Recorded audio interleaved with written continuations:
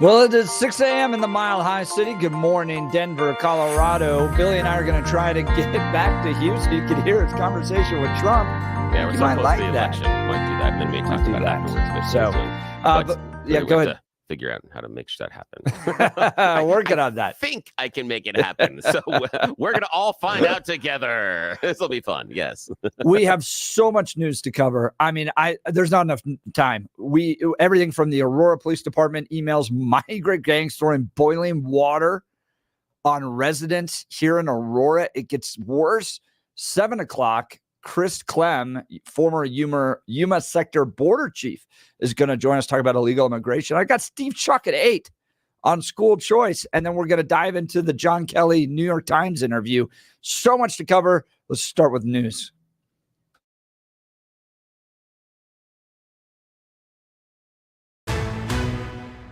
At this hour, I'm Christina Owayo in Dallas, and here are your top stories.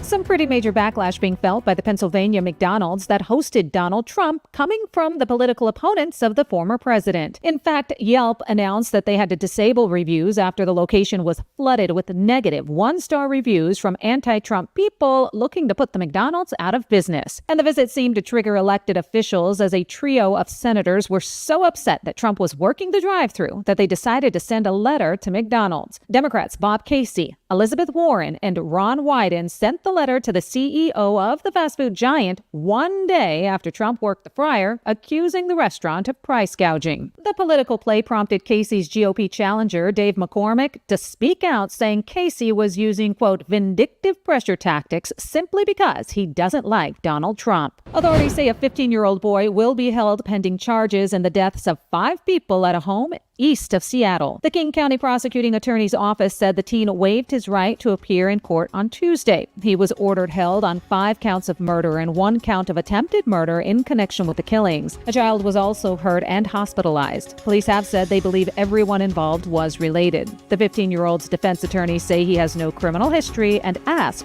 that the media not yet release his name. That's what you need to know at this hour. In Dallas, Christina Owayo, Salem News Channel.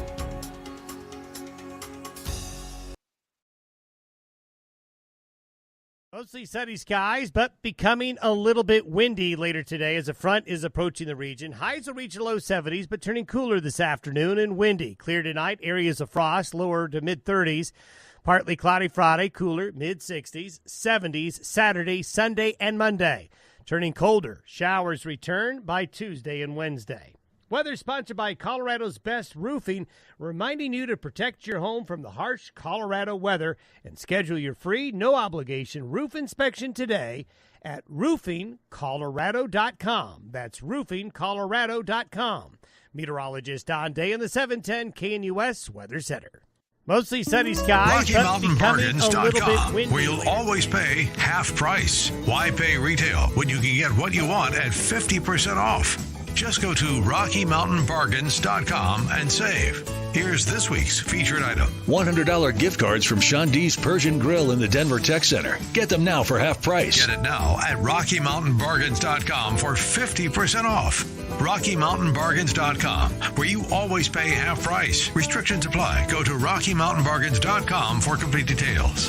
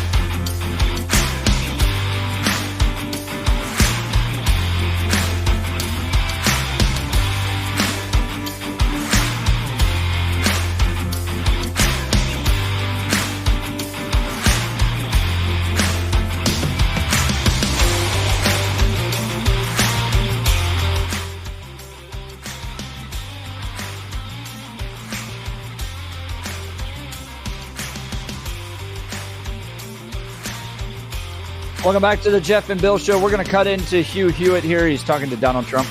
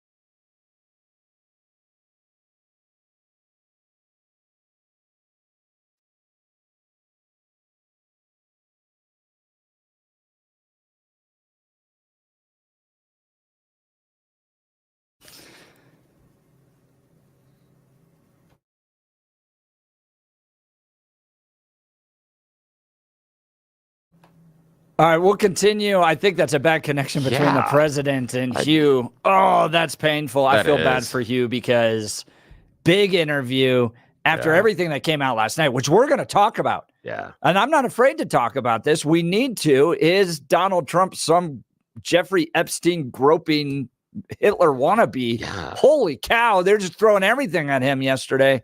I thought they would. I was hoping they would get into that. And Hugh, being the ever passionate person about foreign policy, went there with the president, which is right. Let me see if I can get this as a better source of the audio, but I'm not sure. No, that's the only source I've got. It's the cell phone in his head. I think it's the cell phone on the president's end. I got nothing else I can do there. Look, we are in the last 2 weeks of a highly contested presidential election. And I'm going to talk about what Kamala Harris says. I'm not even going to bring up what Michael Bennett said and somewhat former Republicans here in Colorado have said about Donald Trump being a, quote, fascist. And I take this a little personally because I had the husband of a congresswoman here in Colorado one time on the anniversary of D-Day tell Antifa to go win again against Jeff Hunt. Oh, God. Oh, my goodness. And you're sitting there going, what the hell does that mean? Yeah. Well, like America kills fascists. Yeah. And the part is that. And then it's on D-Day. He's like, hey, there's your fascist. Go after that guy. So, I called the police on the guy. Yeah, as you should. And the other part is I love the idea of being able to sick the Antifa. It is such a small, disparate group that, again, if any other group was able to get this much outsized attention for being so tiny and small and getting the attention, they're not. And they're incredibly unorganized and a whole bunch of things. They're an absolute mess. Last time they tried to hold some sort of Antifa meeting, I think they got a couple of hundred tops. I mean, there's just, the idea of, by the way, do you ever see when the libs try to hold a meeting, they're like, you're too loud in the back. Yeah, exactly. Use they, them pronouns. Yeah. All that fun stuff. All that stuff. Just stop. It's just neat. Can we just, All right. So we've got a lot to cover today. We're going to get into the John Kelly interview on the New York Times. I want to dissect that. That's going to be a little bit later. In the 7 o'clock hour, we have Chris Clem. He's here with Americans for Prosperity. They're doing an event down in Colorado Springs a little bit later, but he's the former Yuma sector chief border patrol agent. We're going to dive into Kamala Harris, border, all that stuff in the 7 o'clock hour. Going to be a great interview. And then really the legendary school choice champion, Steve Schuck out of Colorado Springs, developer, passionate about school choice. He's going to be joining us to talk about Amendment 80. This is a weird amendment. And it just kind of reminds me of sometimes how the pro-life groups act, where you're just like, oh, you guys let the perfect be the enemy of the good. Yeah. And you're like, it's not absolutely perfect. Amendment 80 is not.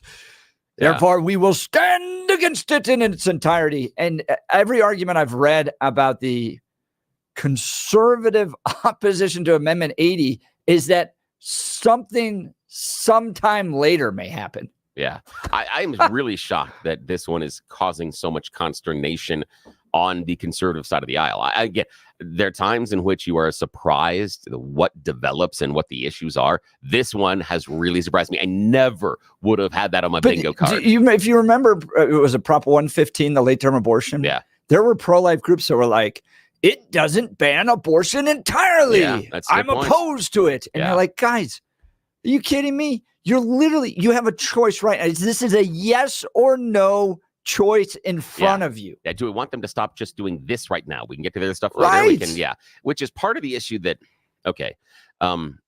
I have problems with the idea of slippery slope arguments. Yeah. And because, at the core, they're a logical fallacy. Because at any point in time, society or an individual can stop here. You can say, I am going to eat only 1/3 of this pint of ice cream, or you can make the choice to eat the entire damn thing. It's not a slippery slope. And all the time when we make these laws, the idea, and I argue with people that are very much pro-abortion all the time about, no, we can't give any sort of law because then that's the slippery slope that's going to lead to. No, it's not. You know what? That was the argument that was made when we were talking about allowing couples of different races to marry, that eventually the slippery slope is we're going to be marrying dogs. No one's marrying a dog, and it's been going on for a long time. So the idea is that letting that perfect be the enemy of good. Take what you can at this point. We can talk about it later. I understand the first bite of the apple and coming back for more bites, but again, you have the choice and you have the ability to stop anybody else from having the next bite of the apple, and we can have that discussion. Yeah. But yeah, the idea that because we have the first bite, we'll have the rest of them. No, we're not.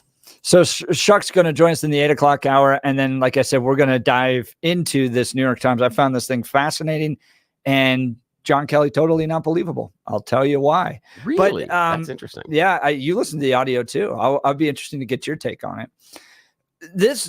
Do you remember Danielle Jurinsky saying to Jared Polis she's got a video that he needs to call her about? Yeah. And then what did Jared Polis do? Yeah, called the police on Called the police on her, right? Yeah, she's withholding evidence. And obviously he was super concerned about that earlier in the gangs doing all the stuff because we saw him leap into action like Batman when he heard about the Venezuelan gangs. Yes, they put out the Polis signal and he was right there. So she released the video. Daily Mail ran it. This thing is like a gut punch where you're just like, oh, geez. Come on. And Danielle Jurinsky, her reason for withholding the video publicly was she wanted to get the people involved in the video to a safe place. Yeah. So gang retribution, which happens, would not happen against her. Here's the headline out of the Daily Mail, and we'll get to this in detail in a minute. Migrant gang threw boiling water at pregnant woman in Colorado City, where mayor insists there's not a problem. Yeah, that's not good. After months of Aurora, Colorado officials claiming the city doesn't have a problem with Venezuelan gang Tren de Aragua. I never even took Spanish. I'm starting to learn how to pronounce this. You're saying it so often. I was en français, mes amis. New video shows the criminal group is still running 2 apartment complexes in the Denver suburb to this day. Guess which one? What one? The one you're at?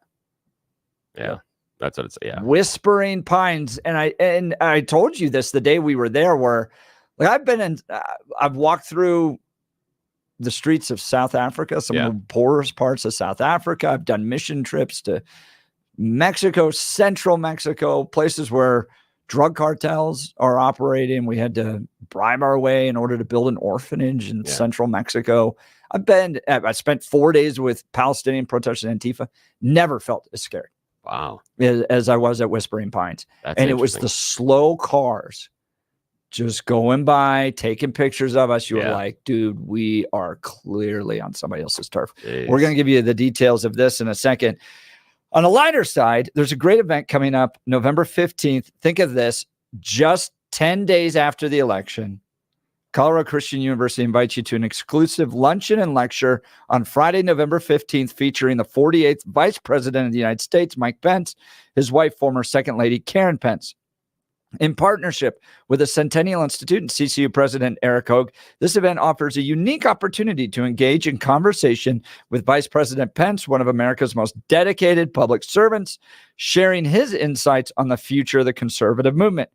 Be among the first to experience the new Armstrong Center as CCU launches its President Speaker Series on this historic occasion. Go to ccu.edu/Pence to get tickets and learn more.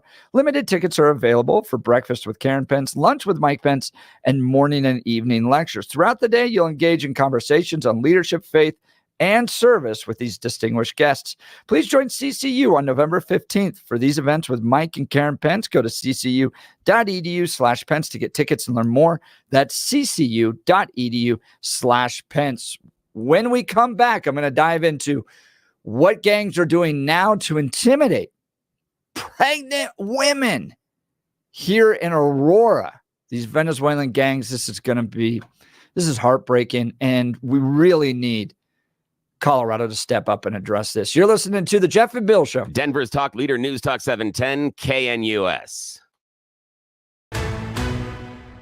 At this hour, I'm Christina Owayo in Dallas, and here are your top stories. Some pretty major backlash being felt by the Pennsylvania McDonald's that hosted Donald Trump, coming from the political opponents of the former president. In fact, Yelp announced that they had to disable reviews after the location was flooded with negative one-star reviews from anti-Trump people looking to put the McDonald's out of business. And the visit seemed to trigger elected officials as a trio of senators were so upset that Trump was working the drive-thru that they decided to send a letter to McDonald's. Democrats Bob Casey, Elizabeth Warren, and Ron Wyden sent the letter to the CEO of the fast food giant one day after Trump worked the fryer, accusing the restaurant of price gouging. The political play prompted Casey's GOP challenger, Dave McCormick, to speak out, saying Casey was using, quote, vindictive pressure tactics simply because he doesn't like Donald Trump. Authorities say a 15-year-old boy will be held pending charges in the deaths of 5 people at a home east of Seattle. The King County Prosecuting Attorney's Office said the teen waived his right to appear in court on Tuesday. He was ordered held on 5 counts of murder and 1 count of attempted murder in connection with the killings. A child was also hurt and hospitalized. Police have said they believe everyone involved was related. The 15-year-old's defense attorneys say he has no criminal history and asked that the media not yet release his name. That's what you need to know at this hour. In Dallas, Christina Owayo, Salem News Channel.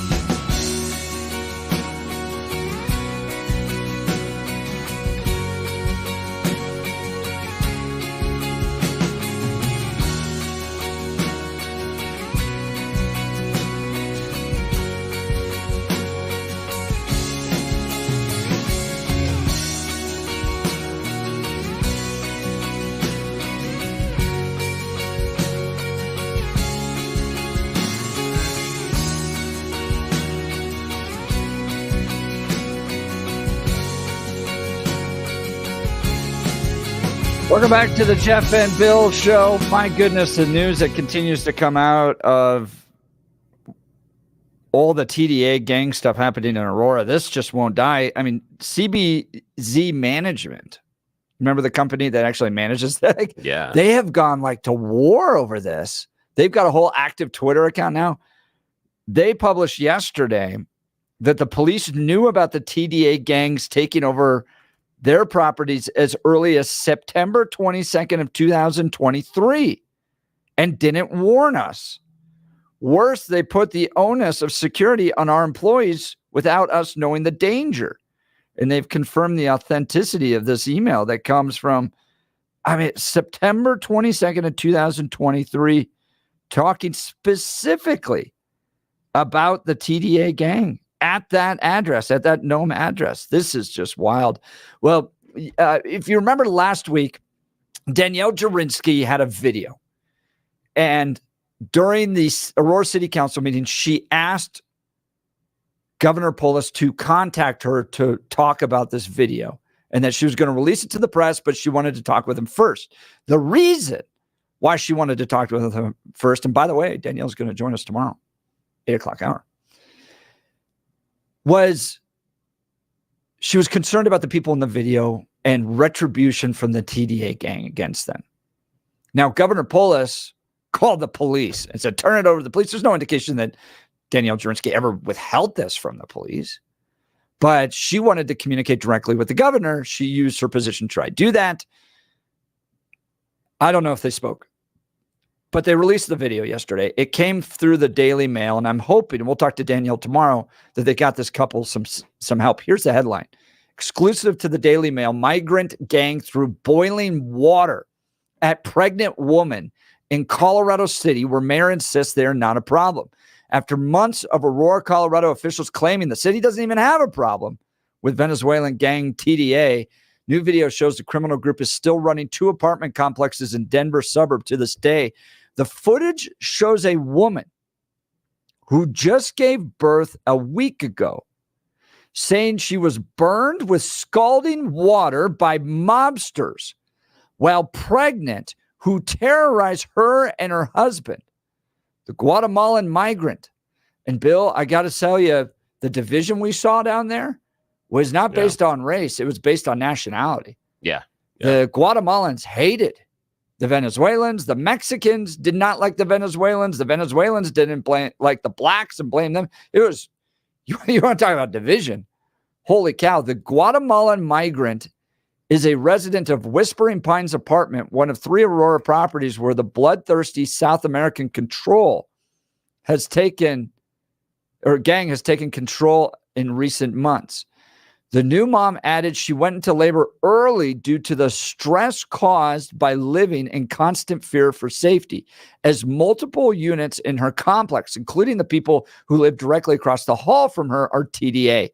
As the gang is known to the cops, TDA started seeping into the U.S., hidden among 1 million Venezuelan migrants who have entered the U.S. during the Biden-Harris administration. The notorious South American mafia, known for sex trafficking girls and women and exploiting their fellow countrymen, now has tentacles that stretch across the U.S. in New York, Miami, San Antonio, El Paso, Dallas, and Aurora. If you remember, they're the ones who also greenlit. There was like this national alert that went out to law enforcement that this gang had greenlit the targeting of police officers. The article continues. They kicked the door in. They tried to find a way. They came in, threw hot water on us, she told apartment managers who were trying to weed out the gangsters. The victim, whose face is blurred for protection, explained the Venezuelan criminals first came to them months ago, demanding they abandon their apartments so TDA could take it over.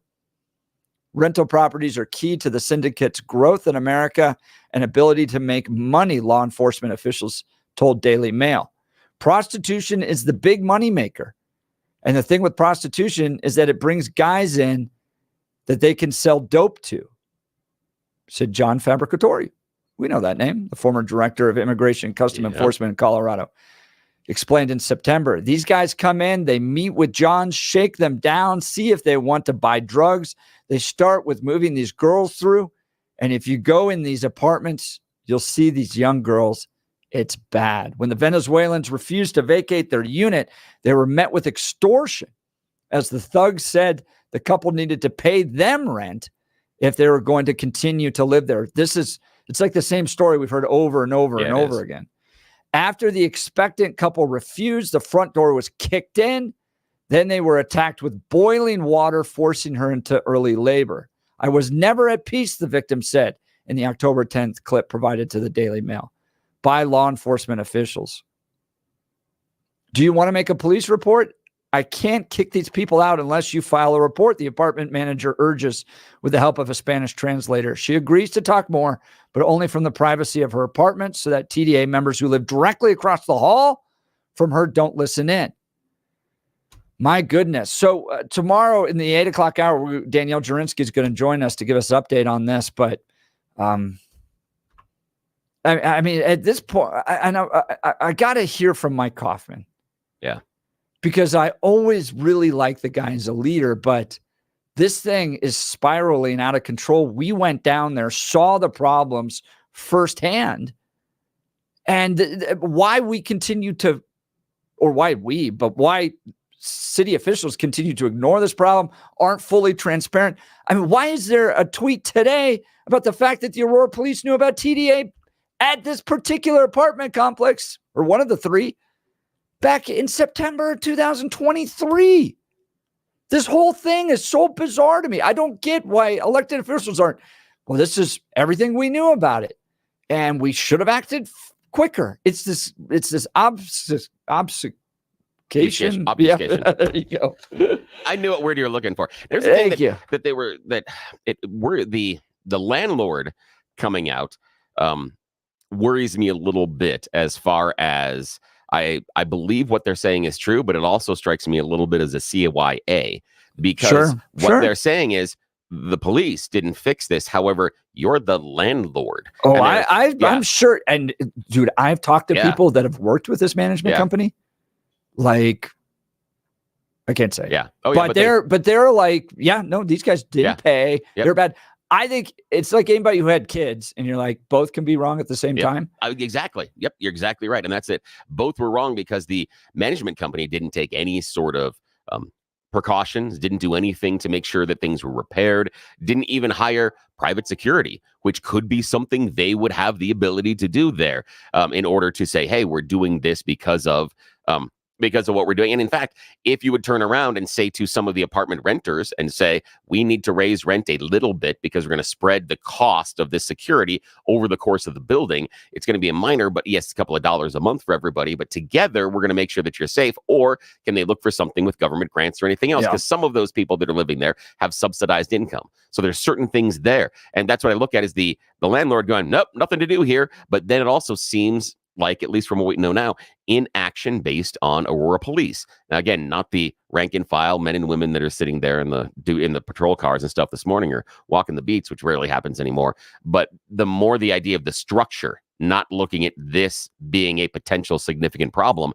And we knew from months ago that Fabricatory was talking about TDA coming into town and be given open license on police. At that point, if it is me, man, I don't get to run anything, and I probably shouldn't. But if I'm running the police department, I'm starting to ask, well, if they're going to do this, then we need to come back forcefully against them. If they think that we're open season, then the one thing we're not going to do is allow them to go hunting. We're going to put them behind bars. Yeah, and that's the text message artists sent in. By the way, phone lines are open, 303-696-1971, or text us on the Dan Caplis Law text line, 720-819-5115. Why? This is from artists. Why aren't these gangs being arrested and deported? Artists, that's the $1 billion question. I can't figure it out. If you're the mayor or the chief of police, there is something else going on here. And why you won't just go, here's a brigade of 250 police officers, because I was down at Whispering Pines. I could sense the gang activity. I could sense the fact that I was on somebody else's turf.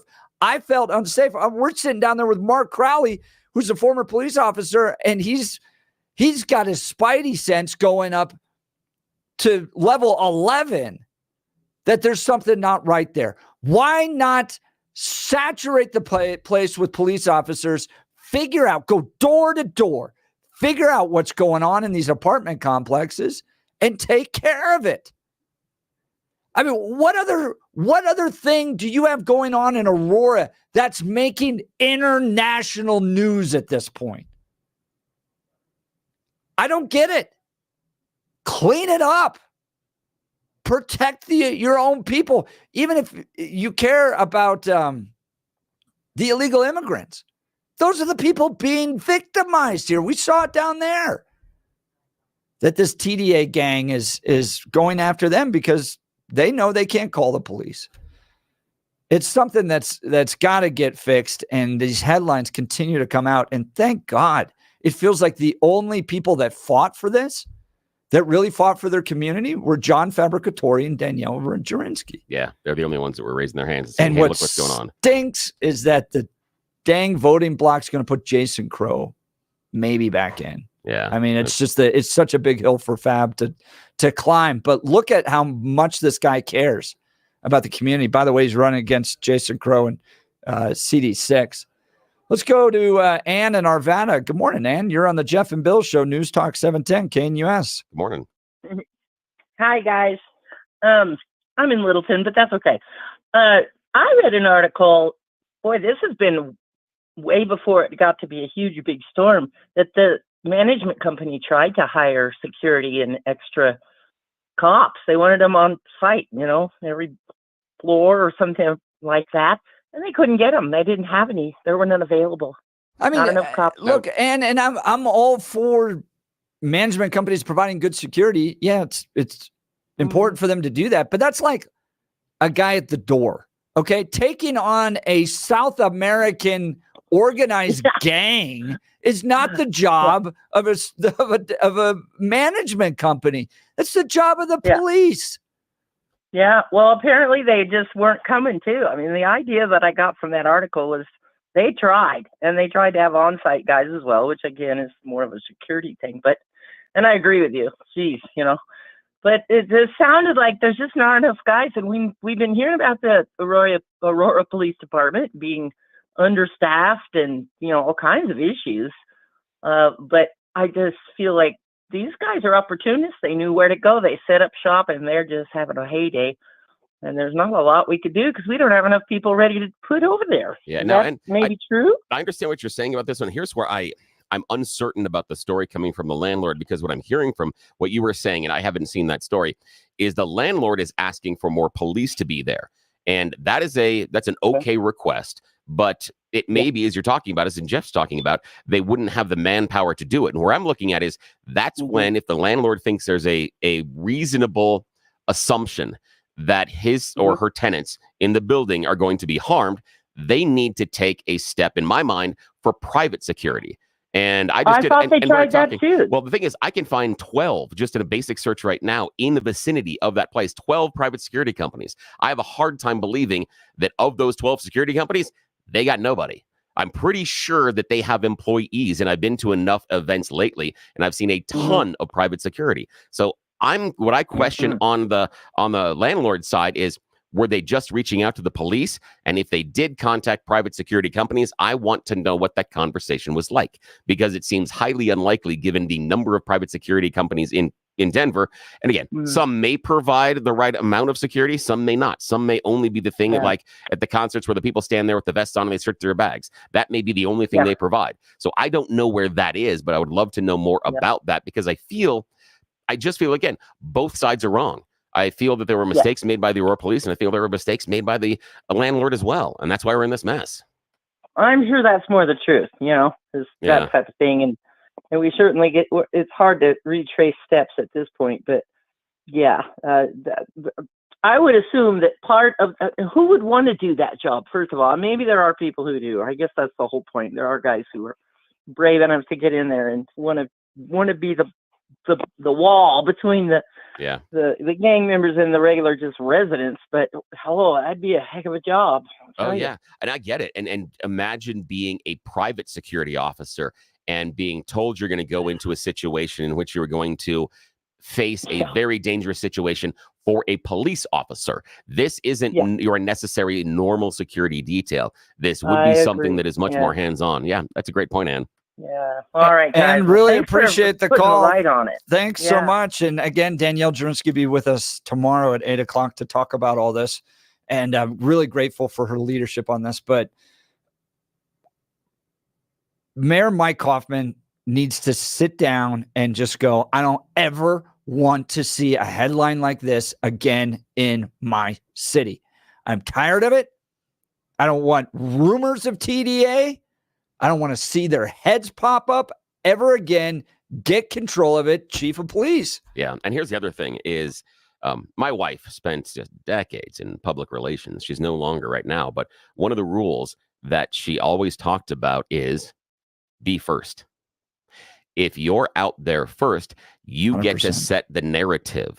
And what we're experiencing right now is that external information is setting the narrative. If I'm sitting in that office with Mike Coffman and with people involved in the Aurora Police Department, you need to reset the narrative by coming out and being more forthcoming and being more forward in your communication. Every time there is a TDA incident, every time there is a patrol there, every time something happens, you need to release something and say, we ran 4 patrols through these apartment complexes this week. This is what we did. We found X, Y, and Z. We're doing this. And that's it, because they need to set the narrative. They're being reactionary rather than anticipatory. It's exactly right. And sometimes they're letting the truth maybe become too much of the problem where, for instance, let's say this was just a fight between 2 people that live across the street or the hall from each other. Good point. Maybe it doesn't have to do with TDA and Venezuelan gangs. Doesn't matter at this point. You are sucked into a international narrative. Yeah. So you got to fix it. And whether or not, and let's say it is just a fight and it was a misunderstanding or whatever, and the other person thought they were gang members and they weren't, whatever.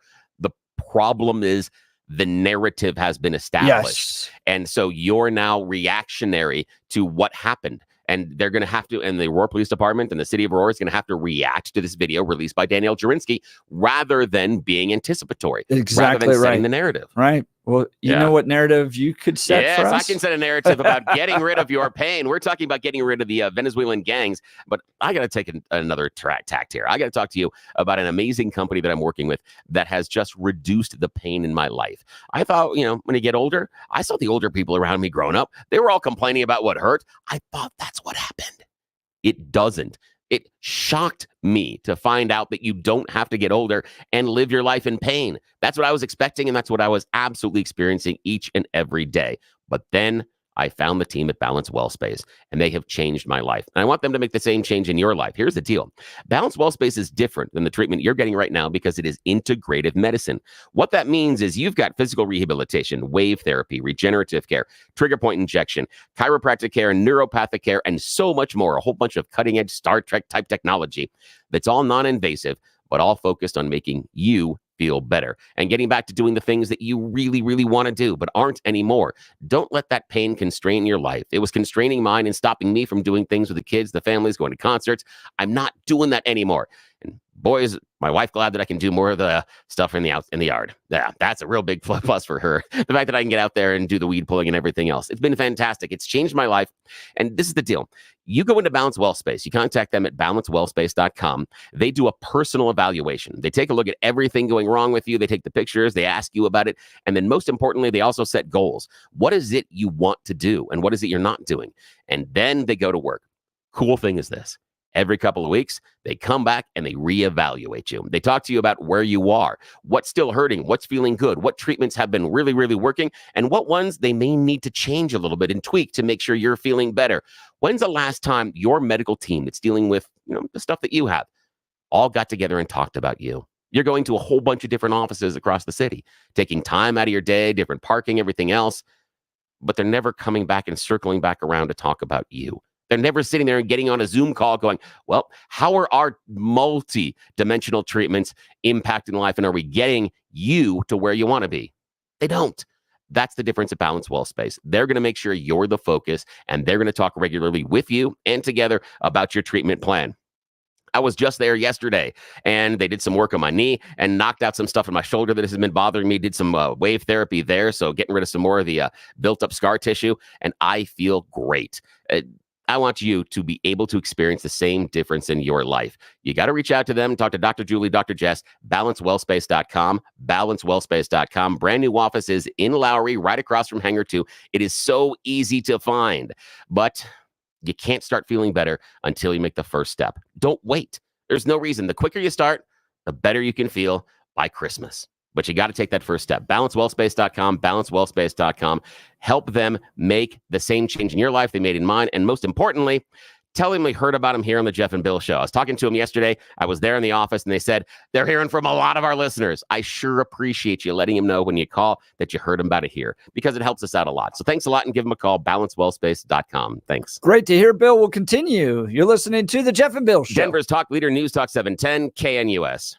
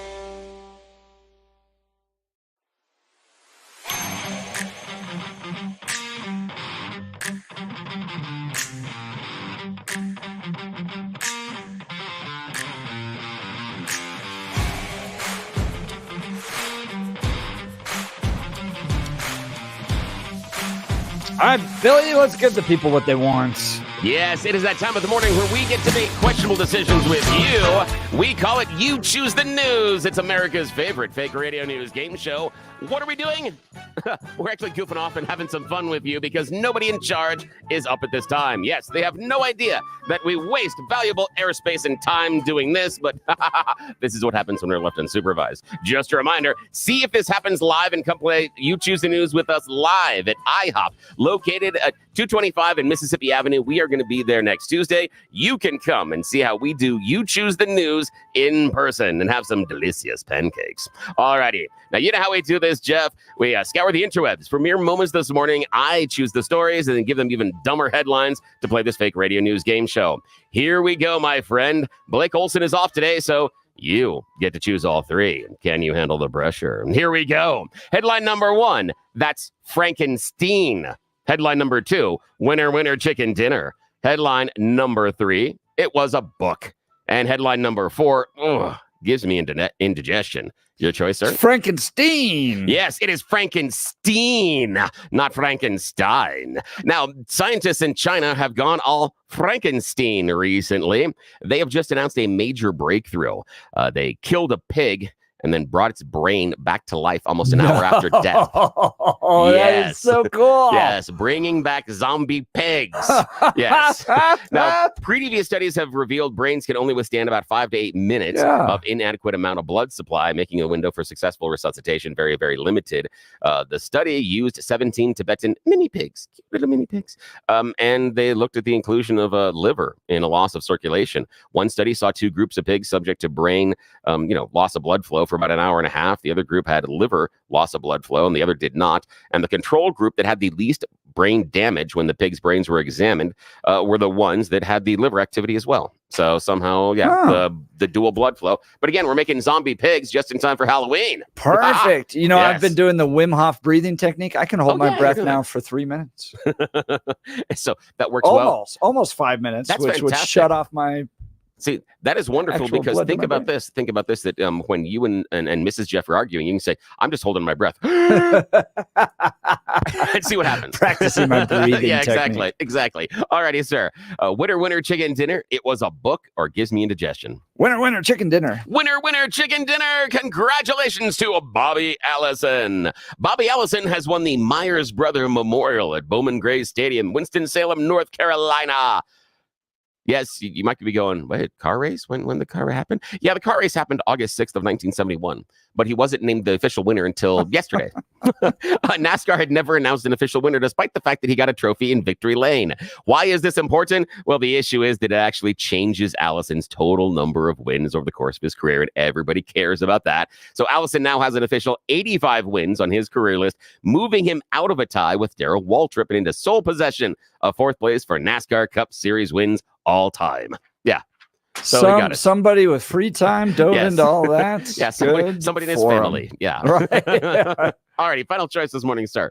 It was a book or gives me indigestion. It was a book. Yeah, it was a book. This is somewhat of a tragic story, but one that should remind us. The New York Times is talking about a Florida mother who is preparing to sue Character AI. It's a company behind AI chatbots you can customize. Why is she mad at them? It's a tragic reason. Her 14-year-old son recently committed suicide because he had fallen in love with an AI chatbot in a Game of Thrones model of Daenerys Targaryen. He shot himself with his stepfather's pistol in his mother's bathroom. The moments leading up to his death, he had been chatting with the AI bot and had been interacting with her, and I'm using that in air quotes, for months. In their final exchange, he hinted at taking his own life, and she just responded with affection, calling him my sweet king, and please come home to me as soon as possible. Those are not things that are going to not encourage you from committing suicide, saying please come home. Dude, Yeah, I saw the spooky. boyfriend girlfriend things that happen. Like people he's so supportive. It's He's ridiculous. always there for me. Yeah. No, he's a computer. It's a computer. And the other part is this person was in love with an AI generated of Daenerys Targaryen. It's a book. Even if you can't pretend it's computer, a book. Right? It's still a fake person. Oh, get out. Sucks. Go to church, people. It helps. Go outside and touch grass. Right. Goodness. Oh, that's heartbreaking. Yeah, it's heartbreaking. All right, coming up in the 7 o'clock hour, we're going to talk with the former Yuma sector chief of the border about immigration. You're listening to the Jeff and Bill Show. Denver's talk leader, News Talk 710, KNUS.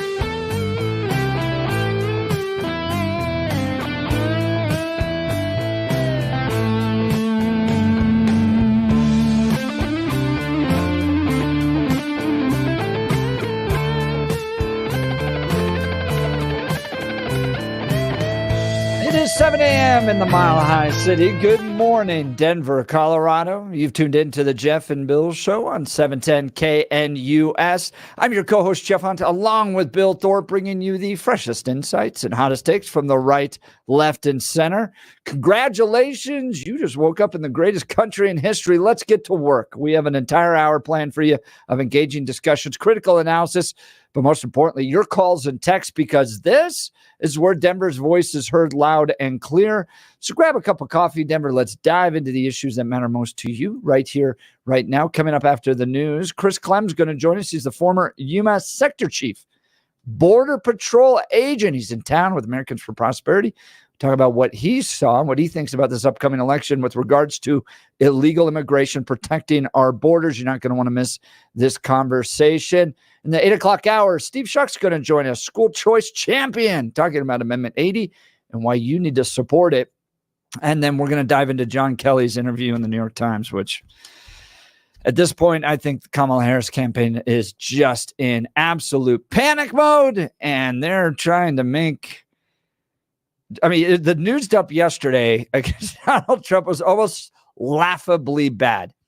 He played some twister game with Jeffrey Epstein and a model that he groped in 1993 and wants to be Hitler. And, oh my gosh, we're losing. So just try to throw everything you can at this guy. I just want to remind everybody, our country was pretty good under his leadership for 4 years. He didn't see half of this stuff. All right.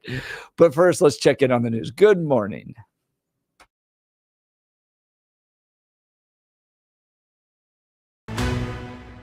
At this hour, I'm Christina Owayo in Dallas, and here are your top stories. U.S. existing home sales dropped to a 14-year low in September, weighed down by higher mortgage rates and house prices. The housing market has struggled to rebound after being knocked down by unusually high mortgage rates. Existing home sales fell 1% last month to a seasonally adjusted annual rate of 3.84 million units, the lowest level since October 2010, according to the National Association of Realtors, and the slowest annual sales pace since October 2010, when the housing market was still in a deep slump following the late 2000s real estate crash. Sales fell 3.5% compared with September last year. The latest home sales were short of the 3.9 million pace economists were expecting, according to FactSet. Harvey Weinstein's retrial on sex crimes charges in Manhattan won't start until next year, and a new allegation against the former movie mogul will be included in the case. The new details came as Weinstein appeared in court on Wednesday for a pretrial hearing. He was already facing retrial on 2 sex crime charges after the state's highest court overturned his 2020 conviction earlier this year. In September, Weinstein was hit with a new charge accusing him of another assault. He has pleaded not guilty. Judge Curtis Barber granted a prosecution request to consolidate both cases and said the next court date for Weinstein will be in late January. That's what you need to know at this hour. In Dallas, Christina Owayo, Salem News Channel.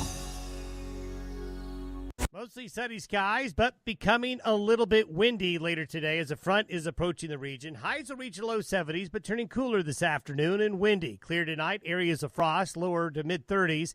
Partly cloudy Friday, cooler, mid-60s, 70s Saturday, Sunday, and Monday. Turning colder, showers return by Tuesday and Wednesday. Weather sponsored by Colorado's Best Roofing, reminding you to protect your home from the harsh Colorado weather and schedule your free, no-obligation roof inspection today at roofingcolorado.com. That's roofingcolorado.com. Meteorologist Don Day in the 710 KNUS Weather Center.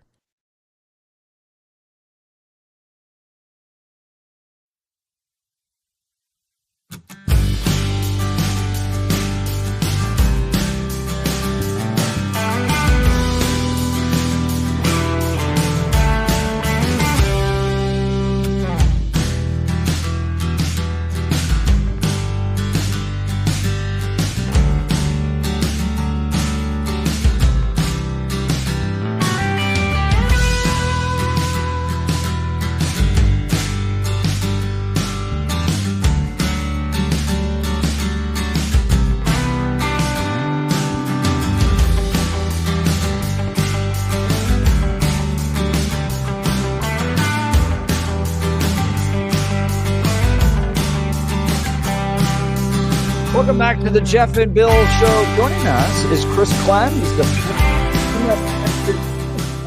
Patrol agent. And he's in town for a special event the Americans for Prosperity are hosting tonight down in Colorado Springs to talk about the border. Chris, thanks so much for joining the Jeff and Bill Show. Yeah, good morning. Hey, good morning. Thank you for having me on. So AFP's bringing you into town. What are you talking about tonight? Yeah, so I've been working alongside AFP for the last, 12, 14 months, bringing the border to the people. Not everybody has a chance to take a visit to the border or has access to the border, and we know that border security and immigration has had such an impact to the United States. And so, they brought me up here to Colorado Springs. We're speaking this evening, going to talk about, what's really going on. I'm speaking about my experience. I was a Border Patrol agent for over 27 and a half years. I retired as the Chief Patrol Agent out of Yuma about almost 22 months ago, and just really want to give people the reality, not what one media outlet or the other media outlet is saying, but what's going on, the facts, because we're seeing it play out. We've got some other speakers that are going to tell some immigration stories and how it's changed their lives.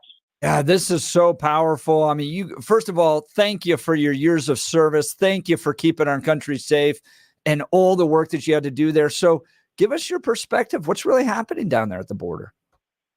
Well, I can tell you that it is a mess. It still is a mess because the amount of people that have been allowed to come into this country over the last few years is literally over 10 million people. I mean, any way you slice it, that's the matter of fact. And what's sad is I started my career under Clinton. I worked for 5 presidential administrations, and every administration had made progress, to aid in border security. And it wasn't politically driven because it was all based off requirements that Border Patrol agents needed. And to include even President Trump, when build a wall was a campaign slogan, and people loved to chant that at the events, but it was more than a wall for us. It was the whole system of systems, technology, infrastructure, access roads, policies, more agents, all that. And to have it taken away and actually stopped, and in some places turned off and reversed, it was an invitation for people from all over the world. And I want your audience to know this isn't a Mexico or Central America problem. In Yuma alone, which is not too far from Colorado, when you look at the way the crow flies, I had people from over 116 different countries come in illegally. I had sometimes Mexico and Central America didn't make my daily or weekly top 10 countries. This is a huge problem. And the last thing I'll just add to that was I also led the nation in people that were on the terrorist watch list. I mean, these are not all good people trying to find a better life. There are people that are trying to take advantage of things in our system, and it caused so much chaos and made our country so vulnerable. And it's still happening to this day. I mean, I live in Arizona. I frequent the border or go to the border frequently, and still have lots of friends and close associates. And they'll tell you this is very troubling right now to see what happens come election day and how this country's going to either get it right or we're going to have 4 more years of problems. Talking with Chris Clem, he's a former Yuma Sector Chief Border Patrol agent, joining the Jeff and Bill Show here. Now, Chris, I remember immigration issues going back to the early years of George W. Bush's administration, conservative talk radio. I was a young guy, but I remember listening to conservative talk radio talk about it. But it seemed to have changed, and you kind of talked about how, is it just at this point the sheer number of people coming across has changed from maybe the early 2000s, or do you see administration approaches to the border shift where they're really taking a step back and allowing a large number of people to come in? How have things changed over the last 20 years with regards to immigration? Well, it's a little bit of both, but more on the latter, right? This administration has, started its campaign for the election last presidential cycle, saying everybody should come in. We've got a vice president that says illegal aliens it's not a crime. Well, it is a crime. It's been a crime in the books for almost 100 years. I mean, they just took a whole different approach and basically was an open invitation. Now, as far as the evolution, yes, under George Bush, we had just suffered the tragedy of 9/11, and so people finally put focus on the criminal and terror association to open borders and failed security and failed immigration security and policies. And so we actually started implementing one of our first national strategies about securing the border with personnel, technology, and infrastructure. And it evolved. It evolved under Bush. It evolved under Obama. Obama built a lot of wall, removed a lot of people. Obviously, we know what Trump did, and it just came to a screeching halt on day one on the Biden administration. And they even laughed about it because of the number of executive orders they overturned under that Trump had put in place to make things happen.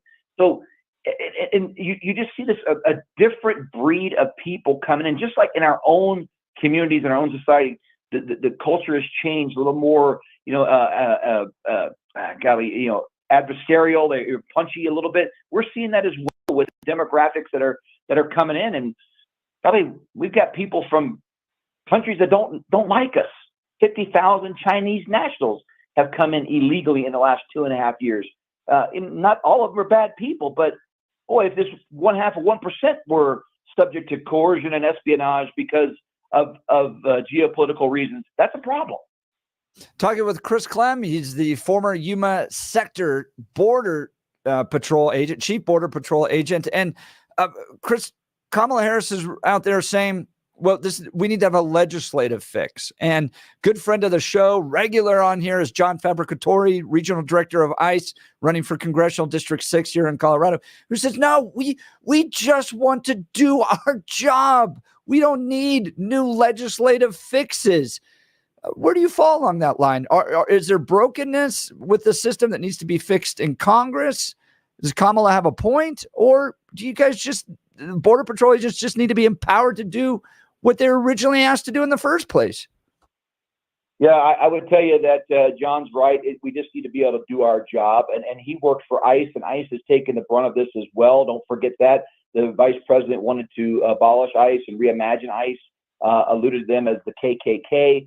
So John's agency, or the former agency, had a lot of problems. And he's right.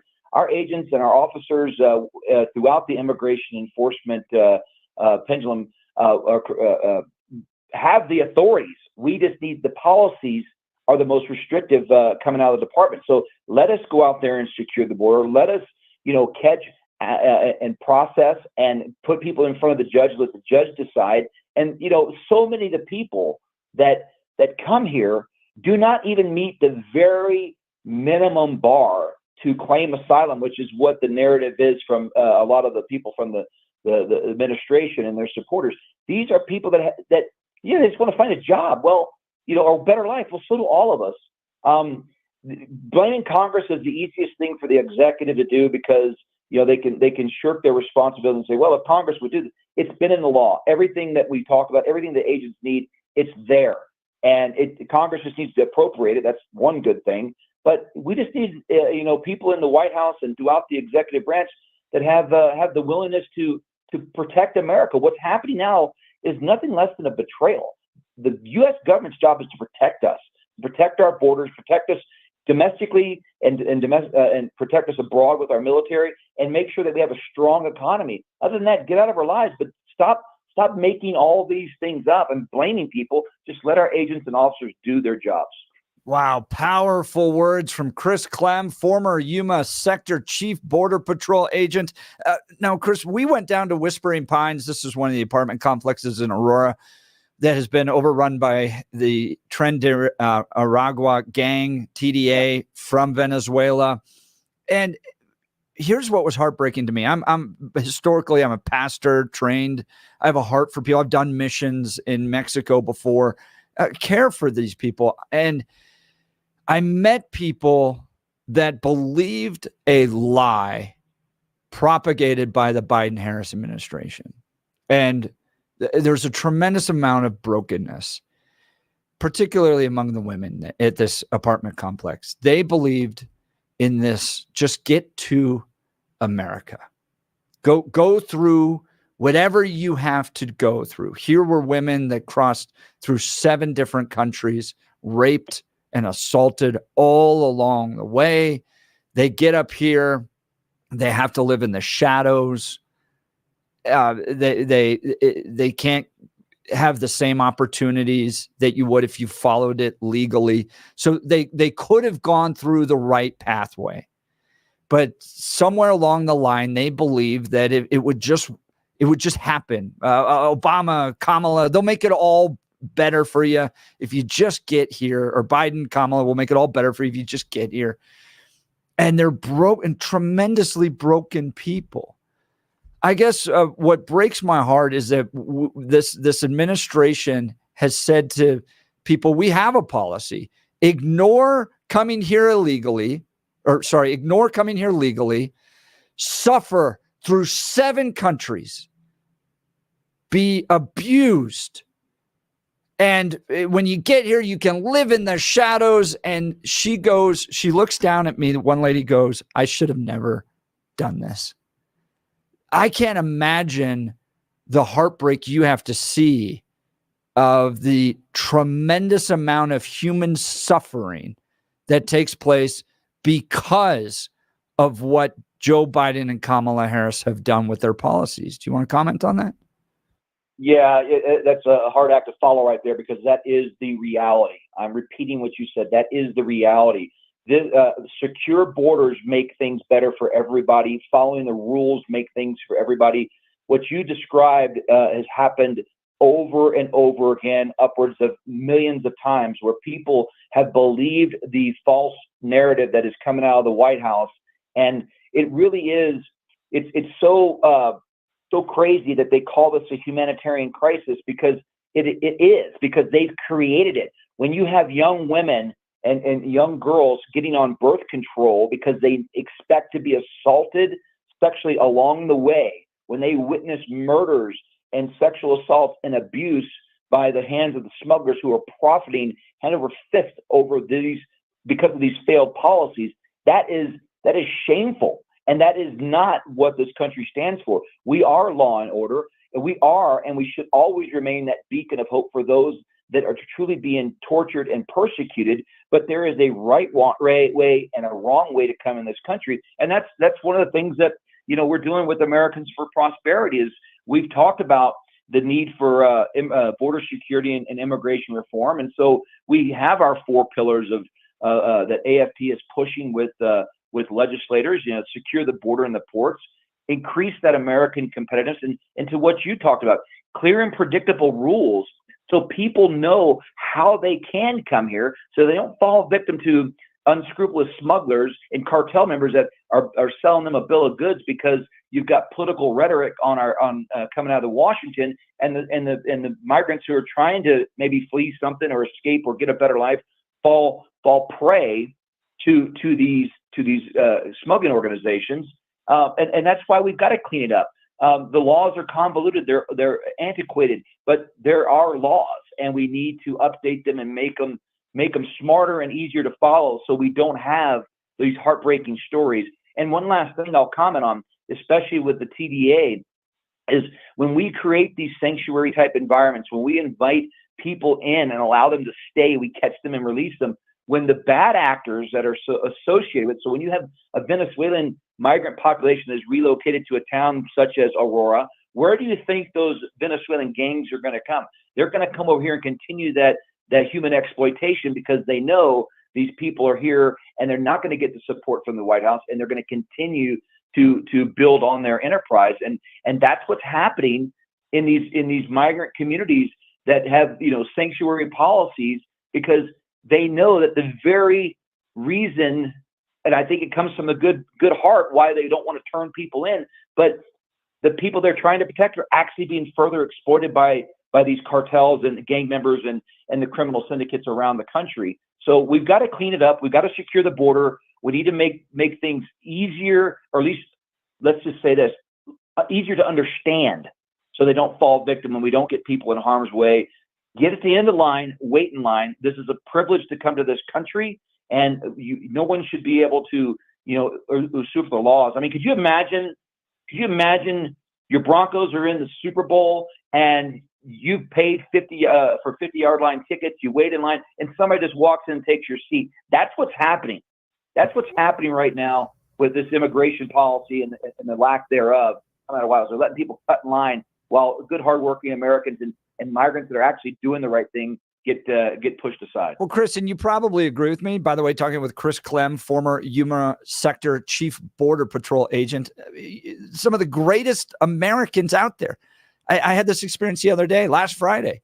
I was riding in a Uber with an Afghan refugee. Her dad served the American forces in Afghanistan. They had to hide out for 2 months before escaping the Taliban after America left there. So these people risked their lives to serve this country. They followed all the rules. They came here legally. You want to meet people who love America and are fantastic Americans? Meet the people who become American citizens the legal way, follow all the rules. They make this country so great. Bill, I'll turn it over to you. Yeah, and Chris Clem, former Yuma Sector Chief Border Patrol Agent, talking with Jeff and Bill live. We appreciate it. He's in town, Americans for Prosperity, doing an event in Colorado Springs. That's why he's joining us this morning. We appreciate your time. What I want to ask you, Mr. Clem, is what is the number one core issue or the most important issue in your mind that the average voter does not understand about the immigration issue you've been facing at the border? What do we don't get? Yeah, I think it's not everybody that's coming over here is an asylum seeker. That everybody that comes over here meets the requirements that we have set forth in law for decades. And that's what happens when we conflate border security and immigration. So where I want to go with this is border security is national security. It's public safety. It's food safety. Because, when you have holes in the border and you have your border patrons are overwhelmed because of failed policies and they're processing most of the day and not patrolling, that leaves our border vulnerable. And that's where you're going to have security threats. That's where the drugs are going to come through.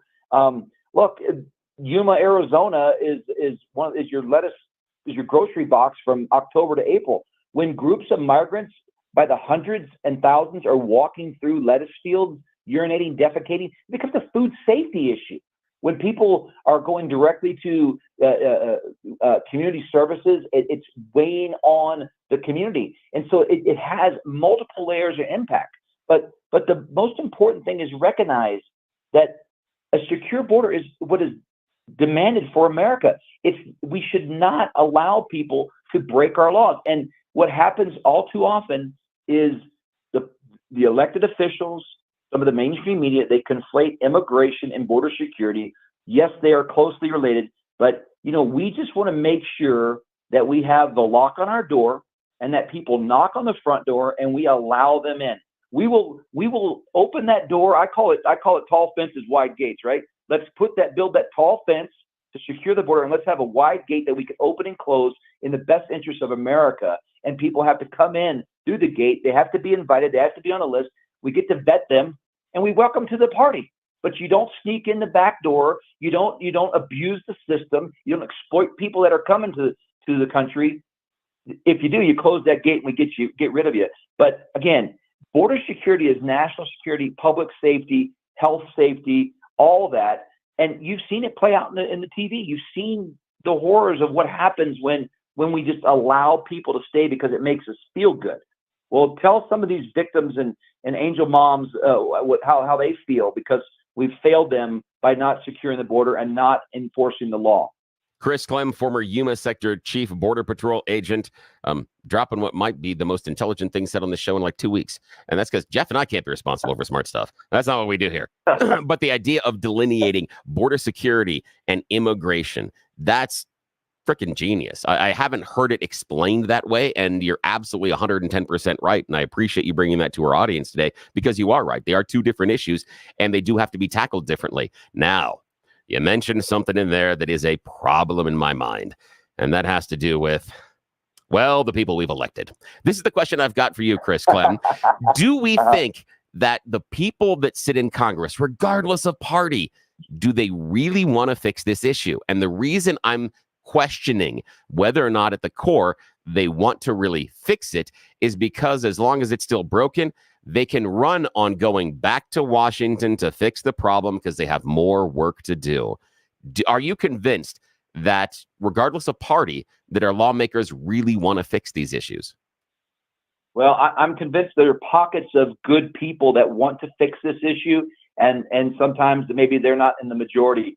I mentioned tall fences and wide gates. That actually was said by Fred Thompson, the late great senator from Tennessee, in 2008 during the GOP presidential primary. So over 16 years ago, we were talking about this, and this can keeps on getting kicked.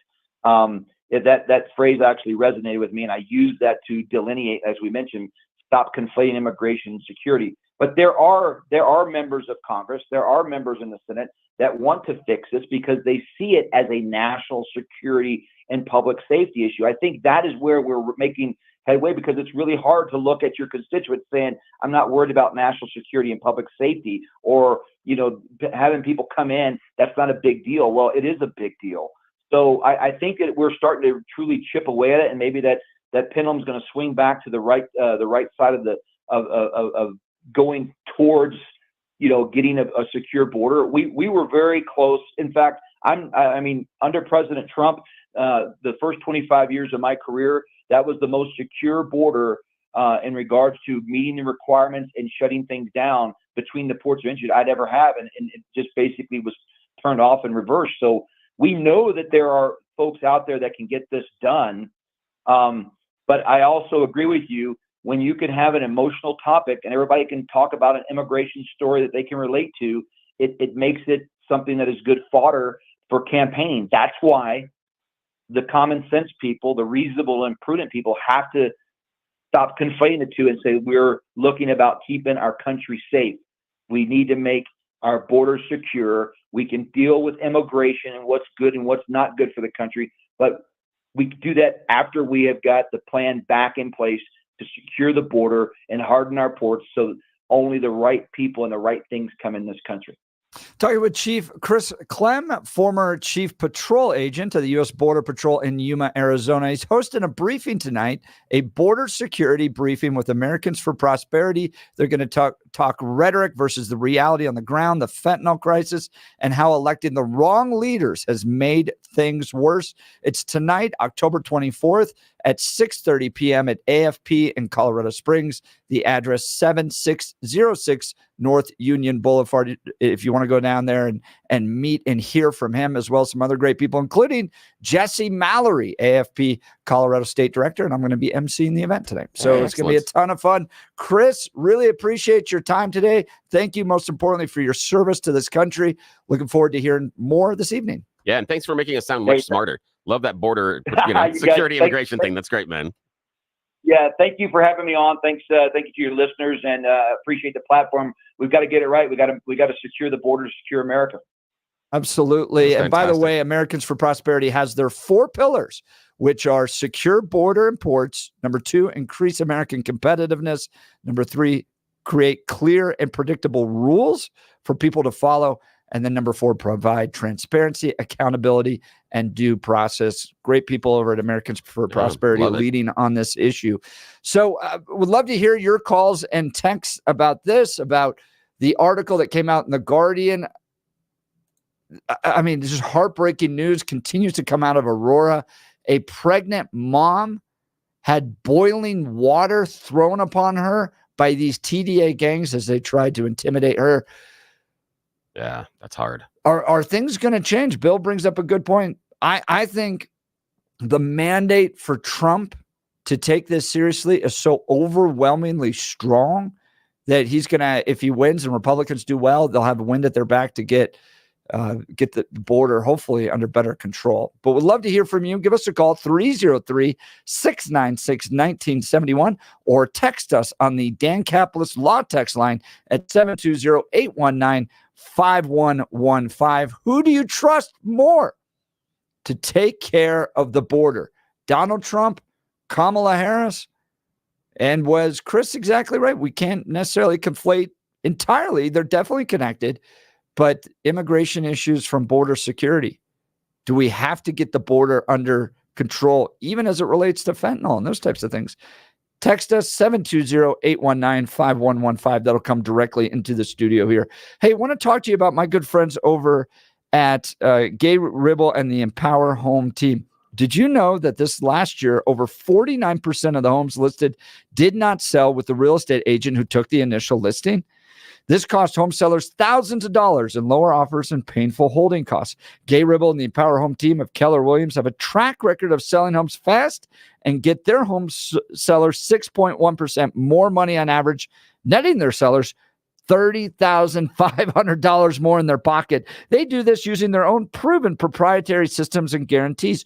Go with the team that doesn't just make empty promises, but can actually provide proof of their experience and have a track record of getting homes sold for top dollar. Gay Ribble and the Empower Home team is so confident in the services they provide and the results that they'll get you that if you're not happy, you can cancel at any time at no cost to you.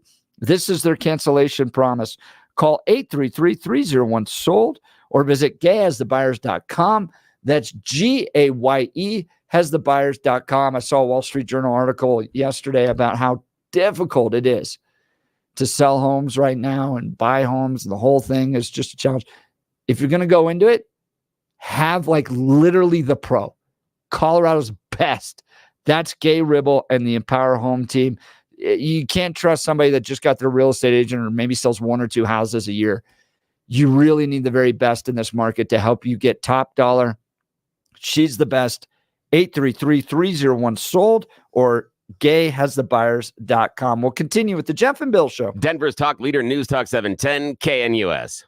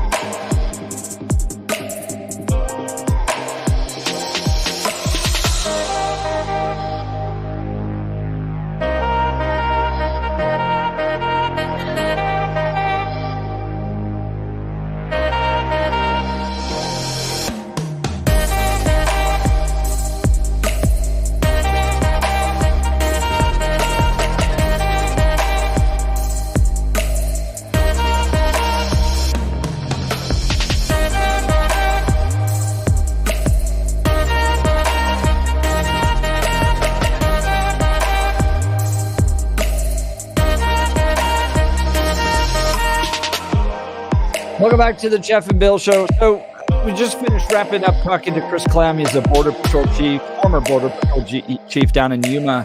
He's going to be hosting an event tonight down in Colorado Springs talking about immigration and the border and all that stuff. But yesterday, Danielle Jurinsky released the video that she said she had.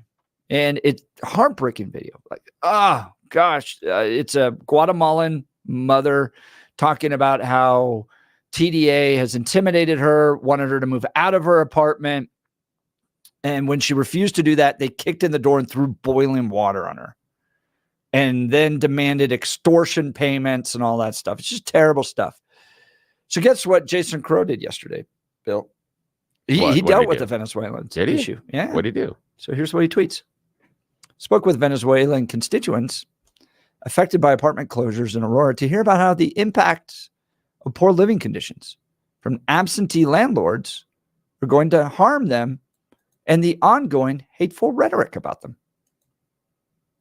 Anti-immigrant rhetoric has real world consequences, and it's our job to call it out when we hear it. Okay, wait. So he held a meeting. Walk me through that slowly again. Read that part slowly again, just so our listeners can get the full breadth of the ignorance and stupidity. I just want to examine this one more time, because as you're reading it, I'm like, what? Hurt my brain a little bit. So walk us through this slowly again. Classic. Yeah. I've never said I believe Democrats are stupid people. Maybe I have. But maybe once or twice you have. But they're so passionate about the wrong things. Okay, so I'm going to read this. This is Rep. Jason Crow. In light of an international story about how a Venezuelan gang threw boiling hot water on a Guatemalan woman in an effort to take away her apartment. Yeah. I spoke with Venezuelan constituents affected by apartment closures in Aurora to hear about the impact of poor living conditions from absent landlords and the ongoing harm. The harm. So he's concerned about the harm. Okay. Caused by hateful rhetoric. Anti-immigrant rhetoric has real world consequences, and it's our job to call it out when we hear it. It's the words. It's the words, Bill, that hurt. Okay. Remind me. I remember being, I teased a little bit as a kid. I remember being on the playground, and it was always the sticks and stones may break my bones, but the words don't hurt me. But Jason Crow believes these words and these conversations hurt someone. The thing that strikes me is he ignores the actions of the Venezuelan gangs. Right. The actual harm that he's talking about. He's ignoring that. And the part that's getting me is he's focusing on the wrong freaking word. Excuse me, Congressman Crow. It's a two-part collective noun. Venezuelan gangs. How were we missing the part in your brain that you can't realize this is about Venezuelan gangs? I understand that there can be some people that, because we're talking about Venezuelan gangs, that then in their smaller minds think that it's all Venezuelans. No. You're standing up based on language, not standing up for the constituents and facing the harm. You're more worried about people saying nasty things than people being hurt. Please, seriously, the hell are you doing? How can you possibly make a statement about that and ignore the phrase Venezuelan gangs? You completely ignore the gang part about it. Explains a lot about you. Can I also point out that he's a member of a party that, while condemning hateful rhetoric and the ongoing harm caused by hateful rhetoric, went out and called Donald Trump literally Hitler and a fascist yesterday. Gosh. Come on. Did he go from one meeting where he's like, your hateful rhetoric are really causing a lot of arm and then walked out the door and then goes, Donald Trump is a fascist Hitler wannabe. Because that type of rhetoric, from my opinion, it's fueling the crazies to go try to shoot the guy. So how about we look at your own hateful rhetoric a little bit here? All right, let's go to we got time to go to the phones. Let's go to the phones. Winston, good morning, Winston. Morning. You're on the Jeff and Bill Show. Hey, good morning, guys. Good show. I would like to share what I know about the Venezuelan culture and the trend of Aurora. I was born and raised in Colombia, and I remember when I was in high school, I did a research about how the Venezuelans became, or the country became one of the 20th richest country in the world. That was in the late 70s, before I finished high school. Then after a few years, they embraced socialism. They embraced Chavez and later Maduro, and they changed all that for social programs. And that's why the Venezuelans became a failed culture, a culture that hates American with passion. When they cross the border, they sanitize themselves, as we call in the army, meaning that they throw away their identifications so they cannot be tracked here in the United States or back to their own country. I know that that's difficult anyways. So we are having here the 10 of our members, not just in Aurora, in Colorado, but also in New York. I have visited many cities in the United States for the last few years. I have friends that still live in Colombia, and they're part of the security forces, what we call the intelligence. The flags, the signatures that we see in Aurora, what the Venezuelans are doing, they match the trend of Aurora operations. That's how they operate, harassing the people from their own country. When they recruit individuals, they actually bring their entire families. This has been going on for many years, and it's still going on in Venezuela, in Colombia, and now here in the United States. They couldn't do that in Spain and other countries in Europe because they couldn't move all this mass of people that cross the border just like here. Winston, I got a question for you. What do you think America should do? I'm sorry, repeat that. What should America do? What's the solution to address this? The problems in Venezuela, all the people coming here from Venezuela. With the people that are here, we had to remove those people from the United States. We had to remove these people from the United States. And I know it's not every single person from Venezuela, but they already broke the law.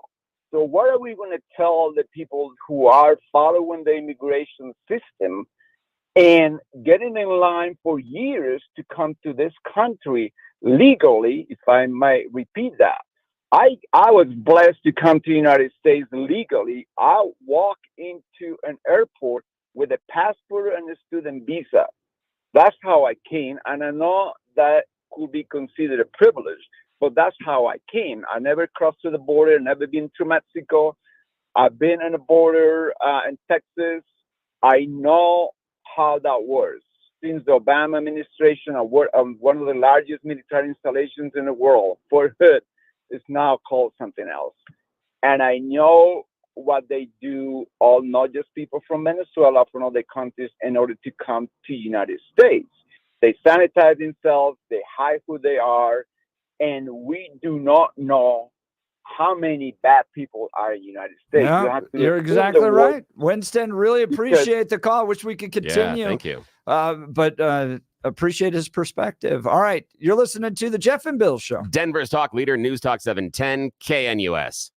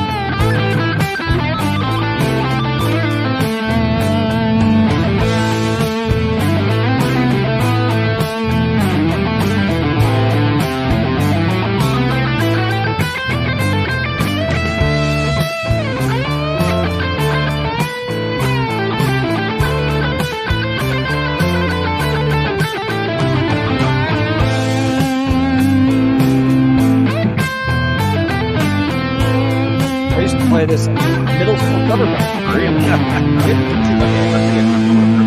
This is a song that Eddie Vedder talks about musically. It's a great example of giving the song away to the fans and the fans changing live ever dropped off of 10. And it's a depressing song. There's some really dark things that go on inside. But Eddie said that when he saw the crowd, when he plays them live, they've turned the chorus into a celebration. That it's no longer, but I'm still alive. I'm struggling through this. It's a celebration that they're still alive. And he goes, this is a song that my fans, the fans of Pearl Jam, has changed my mind on. He goes, now the song is no longer depressing. The song's a celebration. Kind of cool. Well, speaking of celebration, next Tuesday, come celebrate with Bill and I at the IHOP. He's so cool. Located at Mississippi Avenue, just west of 225. We're going to be doing a live broadcast. So what does that mean? It means we do the entire show from within the restaurant. We try food. We talk to the staff. We hang out with anybody who's in there. Yeah. And we may invite you on the show, depending on how it goes and the news that we got to cover. But you get to be a part of the whole production of it. Yeah. You get to hang it's out really with a us fun day. And see everything we do. You don't have to come for all 4 hours. No. Come have breakfast Just with come, us. come hang out for 30 minutes. Come by, give us a high five. Grab a cup of coffee as your way to work and just be a part of it. Tell the boss you're going to be 30 minutes late. You got something else that's going to happen. It's just going to delay about 30 minutes. Not a big deal. Who knows? Jeff and I have been discussing doing a syrup, a shot challenge. Line them up, the maple, the blueberry, the strawberry, and see if we can get through them the quickest. I didn't say it was a good idea. I'm just saying that we're going to go around a little bit. So come have fun with us. 6 to 10 a.m. next Tuesday, October 29th at the IHOP located in Mississippi Avenue, just west of 225. Yes, it'll be a ton of fun. 6 to 10. Come on out. Come see us at IHOP. All right. Amendment 80, school choice is on the ballot. Steve Schuck, one of the great school choice champions in this state, is going to join us. You're not going to miss the conversation. You're listening to The Jeff and Bill Show. We are Denver's talk leader. News Talk 710 KNUS.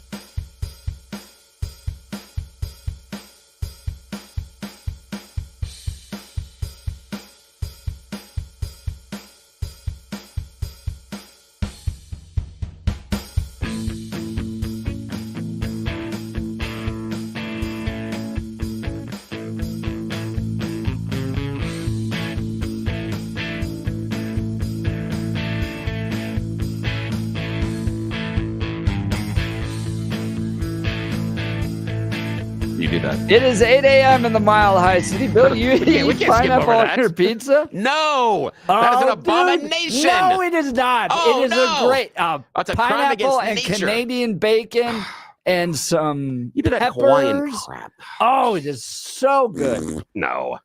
Pineapple is one of the best toppings on pizza. Oh, pineapple is one of the worst. Yeah, what do I want? Warm pineapple. Who turns around and says, Yes, yummy. it is great. This pineapple. You know what would be great, Mommy? If you'd warm the pineapple up for me. No. No. Pineapple is cut and it's kept in the fridge, and we eat the pineapple. It's cold. Oh, Bill. That's where it's the most delicious. You're so outdated, man. You got to expand your horizons a little bit. Oh, I had no idea. I'm not sure we can be friends. Oh, this the pineapple is pizza perfect for the show. Oh, yes, it is. If this isn't the perfect encapsulation of this show, I don't know what is. One Oh, loves this is T fantastic. Swift, one Yes. doesn't. I One know. loves pineapple One on pizza, doesn't. one doesn't.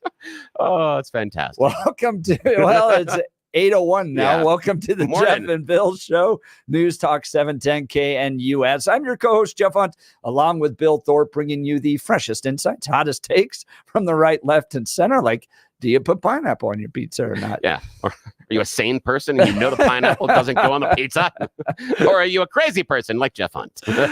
Oh, we're wild over here. Yeah, we are. Well, it's a beautiful day in the greatest country in history. We're off and running. We got a whole nother hour planned for you of engaging discussions, critical analysis, but most importantly, your calls and texts, because this is where Denver's voice is heard loud and clear. So grab a cup of coffee, Denver, and let's dive into the issues that matter most to you right here, right now. Coming up after the news, Steve Schuck's going to join us.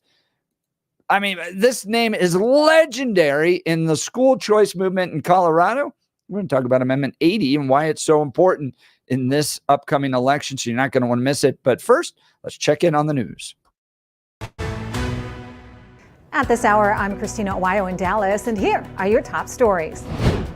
U.S. existing home sales dropped to a 14-year low in September, weighed down by higher mortgage rates and house prices. The housing market has struggled to rebound after being knocked down by unusually high mortgage rates. Existing home sales fell 1% last month to a seasonally adjusted annual rate of 3.84 million units, the lowest level since October 2010, according to the National Association of Realtors, and the slowest annual sales pace since October 2010, when the housing market was still in a deep slump following the late 2000s real estate crash. Sales fell 3.5% compared with September last year. The latest home sales were short of the 3.9 million pace economists were expecting, according to FactSet. Harvey Weinstein's retrial on sex crimes charges in Manhattan won't start until next year, and a new allegation against the former movie mogul will be included in the case. The new details came as Weinstein appeared in court on Wednesday for a pretrial hearing. He was already facing retrial on 2 sex crime charges after the state's highest court overturned his 2020 conviction earlier this year. In September, Weinstein was hit with a new charge accusing him of another assault.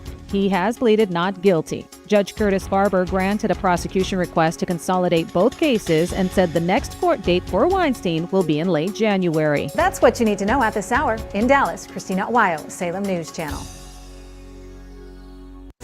Mostly sunny skies, but becoming a little bit windy later today as a front is approaching the region. Highs will reach low 70s, but turning cooler this afternoon and windy. Clear tonight, areas of frost, lower to mid-30s. Partly cloudy Friday, cooler, mid-60s, 70s Saturday, Sunday, and Monday. Turning colder, showers return by Tuesday and Wednesday. Weather sponsored by Colorado's Best Roofing, reminding you to protect your home from the harsh Colorado weather and schedule your free, no-obligation roof inspection today at roofingcolorado.com. That's roofingcolorado.com. Meteorologist Don Day in the 710 KNUS Weather Center.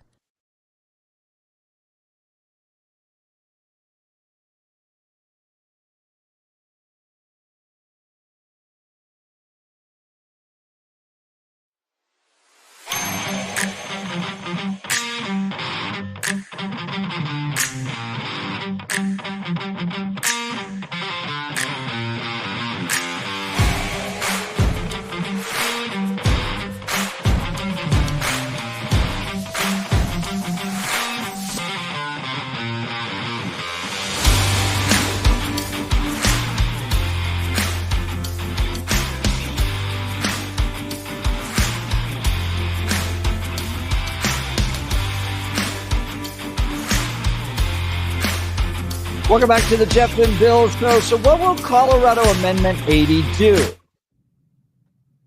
Here's what Ballotpedia says it will do. One, it will provide in the state constitution that each K through 12 child has the right to school choice, provides that all children have the right to equal opportunity to access a quality education, and that parents have the right to direct the education of their children. It defines school choice to include neighborhood schools, charter schools, private schools, home schools, open enrollment options, and future innovations in education. As you know, we've hosted the drafters of this, Advanced Colorado, on this show before. They're concerned about the Democrats' turn against school choice. This was something that was always kind of unique about Colorado, was that the Colorado Democrats for many years embraced school choice. Jared Polis has his own charter schools, for instance. I handed John Hickenlooper a Golden Apple Award when I managed the Colorado Coalition of Cyber School Families, because he was supporting the rights of cyber school families. Those were families where the kids just didn't fit well in a traditional brick and mortar school or a charter school or in person. They need to learn online regularly. And some parents just wanted that option. So Democrats back then supported that. So there weren't that many complications. But now down at the Colorado State Capitol, they've kind of turned against the idea of school choice, really in the pocket of the unions these days. And so the organizers wanted to put this on the ballot to protect Amendment 80. Joining us on the Jeff and Bill Show is Steve Schuck. This is a name that's well known throughout the school choice movement. He's a school choice champion in the state of Colorado. Steve, thanks so much for being on the program. Yeah, good morning. Thanks for having me. Appreciate it. Appreciate what you guys do every morning. Steve, I always love getting emails from you, and we know you're an avid listener, so thanks for taking the time to join us. Now, you've been a part of the school choice movement in Colorado probably for a few decades now, since its inception. Tell us why Amendment 80 is so important to support on the ballot. Well, Amendment 80 just simply enables and sort of memorializes the idea of school choice being part of the constitutional fabric. It doesn't produce any particular program or advance anything specific. It just simply lays the groundwork, the framework, the groundwork, if you will, for further legislation and public policy. Anything that can move the idea of empowering parents ahead has got to be attractive and is exactly what Colorado needs. Well, every state, every parent should be empowered to choose whatever school is best for their children. And Amendment 80 simply moves that concept further forward. And again, it just sets the foundation on which we can build in the future. No, Steve, I got to ask you, I grew up in the 80s, kind of before the school choice movement that our family takes advantage of now. We have 2 kids that go to private Christian. We got 2 kids that go to a public charter. In the past, you just kind of put the kid in the neighborhood school, and he went on from elementary to the neighborhood middle school to the neighborhood high school, and then went on to college. Why did the school choice movement pop up? And why not just put our kids in brick and mortar schools in the neighborhood? School choice is a concept that was essentially created by Milton Friedman in the 50s or 60s. And it responded to what became the trend that began in those years, 50, 60 years ago, as public education started to decline. I'm a product of public schools. My kids are. My son is a public school teacher. I started off my career as a teacher. But when the performance in the districts themselves, when actual education starts to fail to serve the needs of our population, then you need to look around for other alternative delivery mechanisms. I believe in public. I'm a fierce believer in public education, but there's a way to educate the public. There are multiple ways to educate the public, and the choices amongst them ought to be driven by parents, not a single methodology system. Today, public education is essentially a monopoly. Over 90% of the kids in America attend traditional public schools. And the fact that it's a monopoly explains to a great degree why it hasn't performed any better than it has. It needs the stimulation of competition and multiple providing mechanisms. Charter schools are a great response, magnet schools, but so are private schools, and so are micro schools. There are multiple ways to deliver education, and parents ought to be the ones who decide which are the best for their children. We have a program in Colorado Springs called Parents Challenge that raises private dollars, gives low-income families the resources, both informational and financial, to choose the best schools for their children.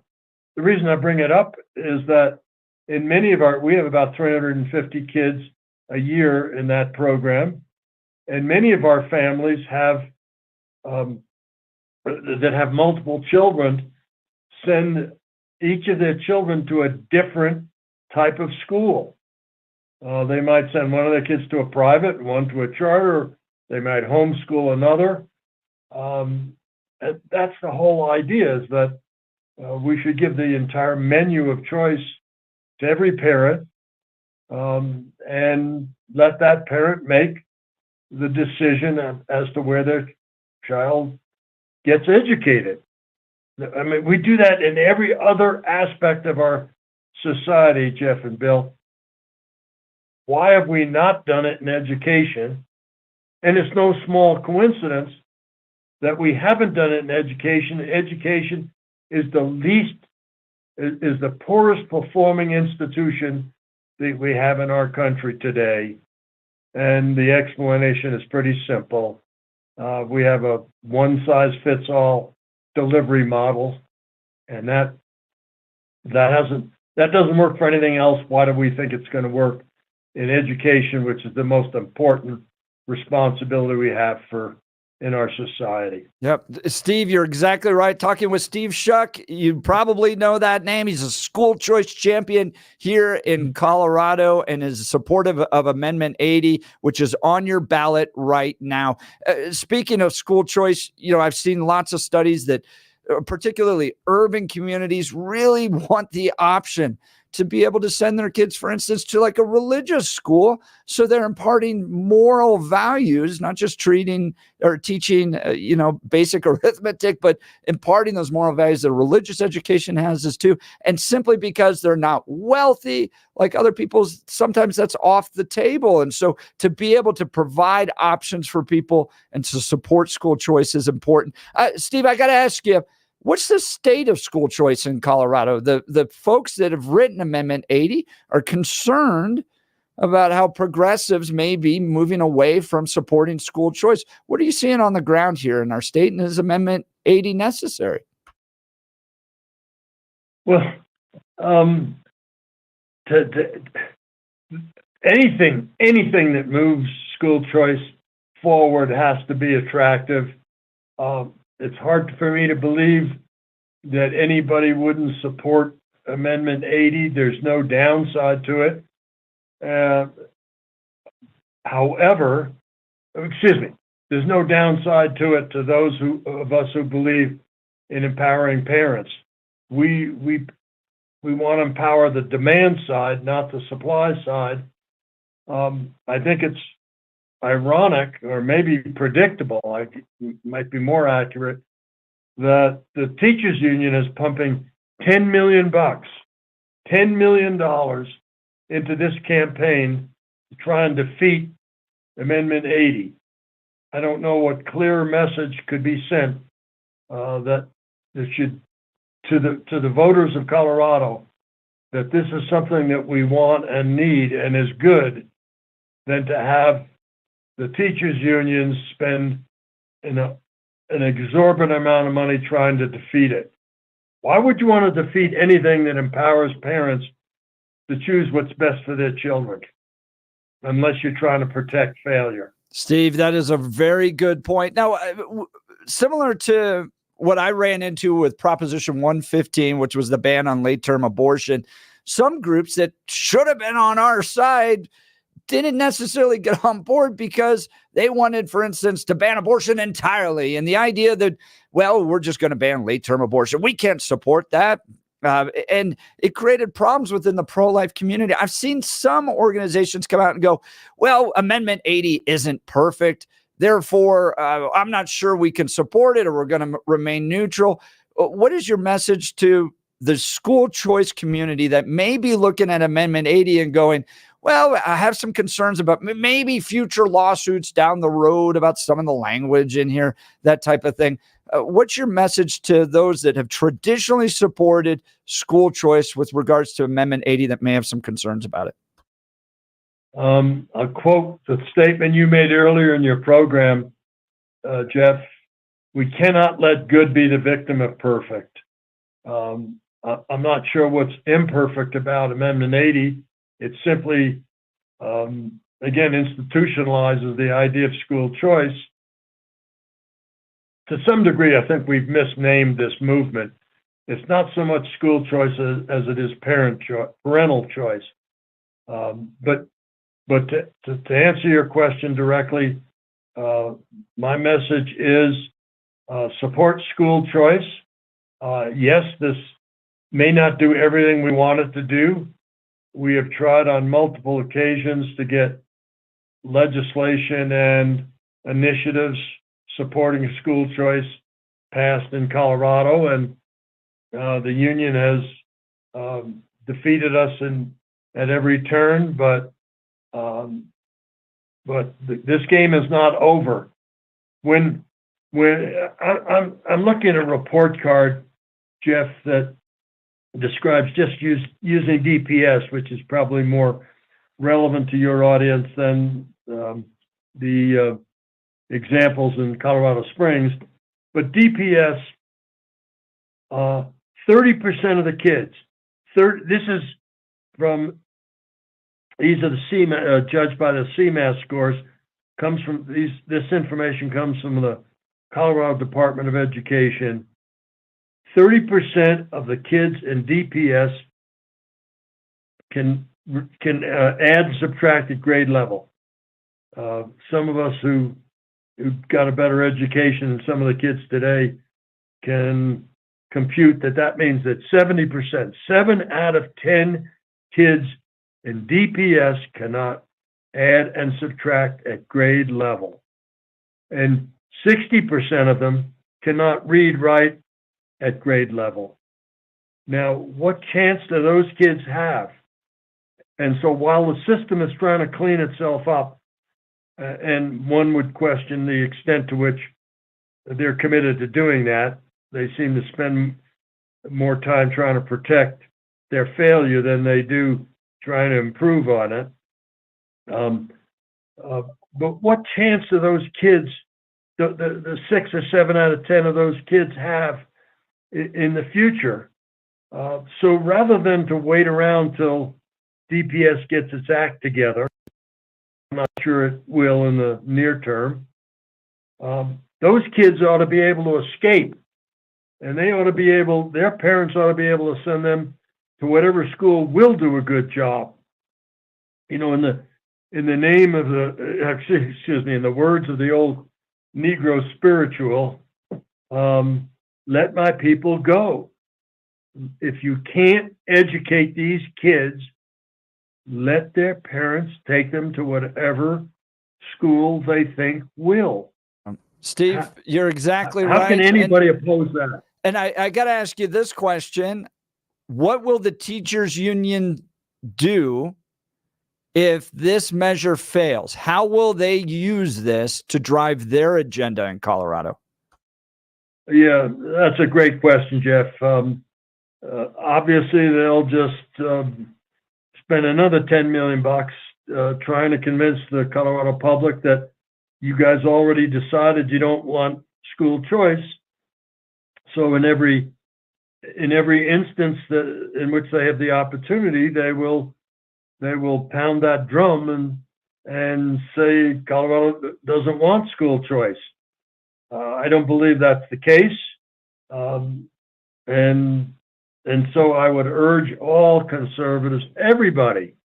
This isn't ideological. This isn't partisan. This is just common sense. If the district isn't educating your kid well enough to meet your needs and your wishes, then you should have the ability to take the money that's spent on your child's education and spend it where you think that child will receive the best education. So the union can keep trying to suppress and prevent school choice, Jeff, but I think the people of Colorado are too smart and care too much about their kids and the future of our state to continue allowing failure to prevail. This is a case of freedom. Parents ought to be able to choose whatever they think is best, and anybody who impedes that is dead wrong. So, yeah, you're right. The union will try and make it. They'll thump the tub on that, but we're not going away. Steve Schuck, school choice champion, joining Jeff and Bill live. One of the things I'd like to address with you, Steve, is what do we do? Because right now you have open enrollment in Colorado, public education. What do you do if you're trying to open enroll into a school that is full? I had this experience with one of the kids in my family where we were looking at exercising some options for open enrollment, but our first two choices were full.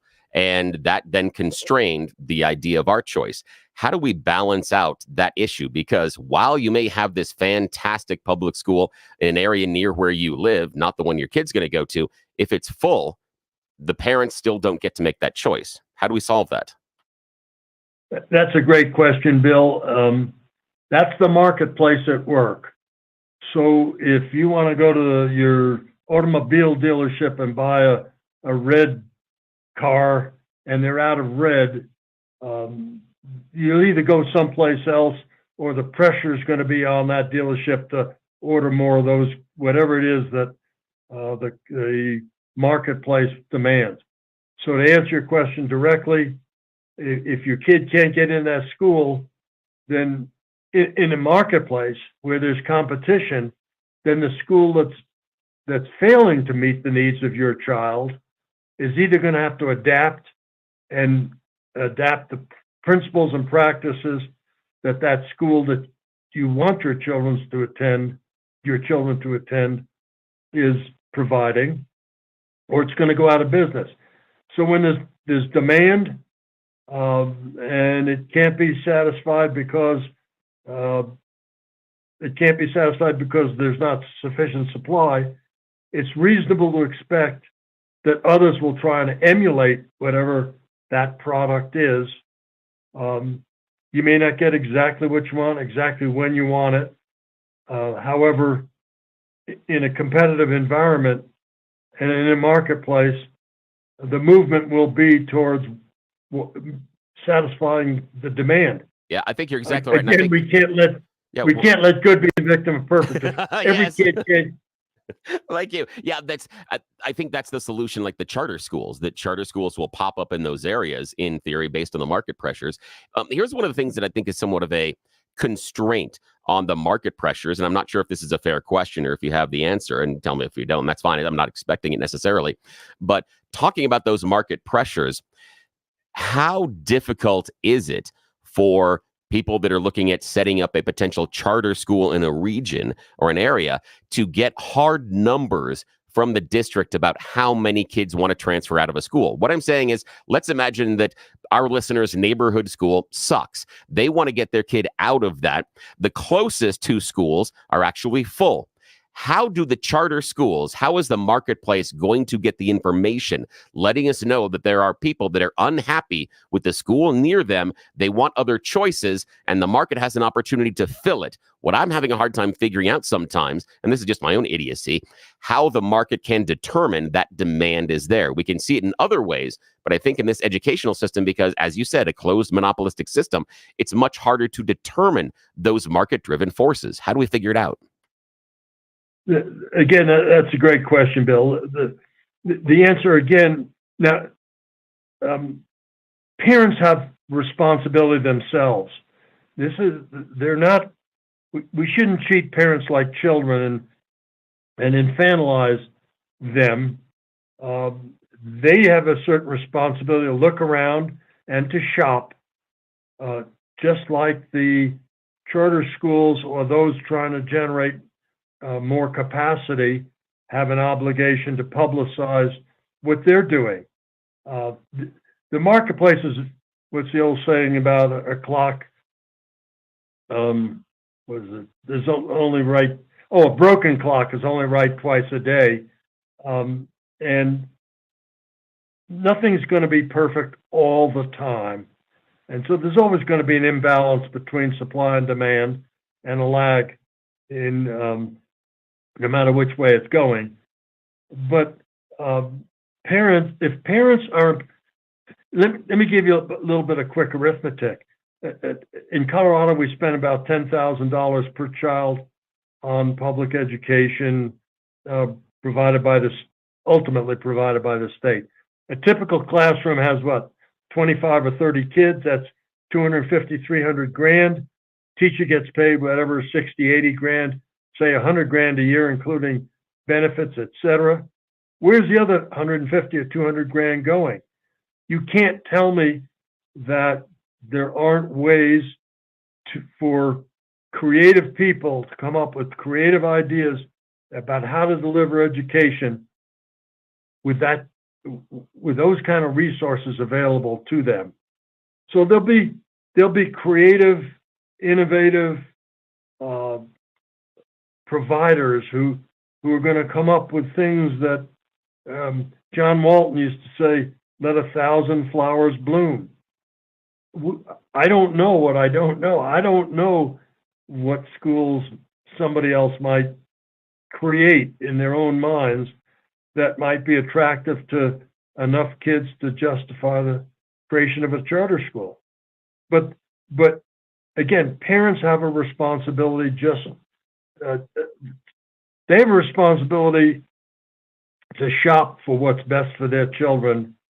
We have a responsibility to make certain that the system creates the mechanisms whereby their wishes, their aspirations for their own children can be met. And then it's up to parents to try and create the kind of schools they want for their kids. Yeah, Steve Schuck, Colorado School Choice Champion, joining Jeff and Bill live. This is such a special conversation for us to have with our listeners today. And I love the analogy of the flowers, because anybody that has tried to grow flowers here in Colorado understand that there are different growing conditions, temperaments, and different things you have to do for different flowers. And that's a great analogy for kids, because all the kids aren't going to grow the same way. Now, I want to ask you about a difficulty that I see in school choice. I believe in school choice and I believe in market pressure. One of the dangers, I think, not dangers, one of the difficulties, it's a better way to put it. One of the difficulties has to do with we seem to be siphoning out the good students and leaving behind in the local public schools the most expensive and in some ways most difficult kids to teach. And the reason I bring this up personally is one of my kids who's no longer in the public school system but had to navigate it is a special needs kid. He is a kid that is going to be more expensive and more time consuming and more labor intensive to educate than the average student. And what I'm worried about is all the other achieving students will siphon their money and their resources out of the school. And what's going to be left is we're going to have schools where it'll be my son, who has special needs, along with all the kids that are causing problems and don't want to be in class and everything else. So it's going to create, basically, in my mind, almost like a mini special ed / juvie detention hall. That's what I'm worried about some of the school choice. How can we assuage the questions and the reticence of parents like me that would be worried about open school choice leaving their specific kids behind based on their needs, because charter schools are not ever going to take my kid. He's too expensive. They're not going to be able to take him, and they can't meet his needs. They never will. So how do I deal with that? Another great question, Bill. So I don't want to be too glib about it, but we can't let good be the victim of perfect. That's fair. The fact that we can't solve every single problem immediately to everybody's satisfaction should not dissuade us from helping as many kids as we can. Now to your specific question about special needs, you can create a marketplace for special need education, and the state simply allocates a larger amount of money for those kids, and again throws it open to the marketplace for people to be creative and find and determine or design schools to meet whatever needs there are.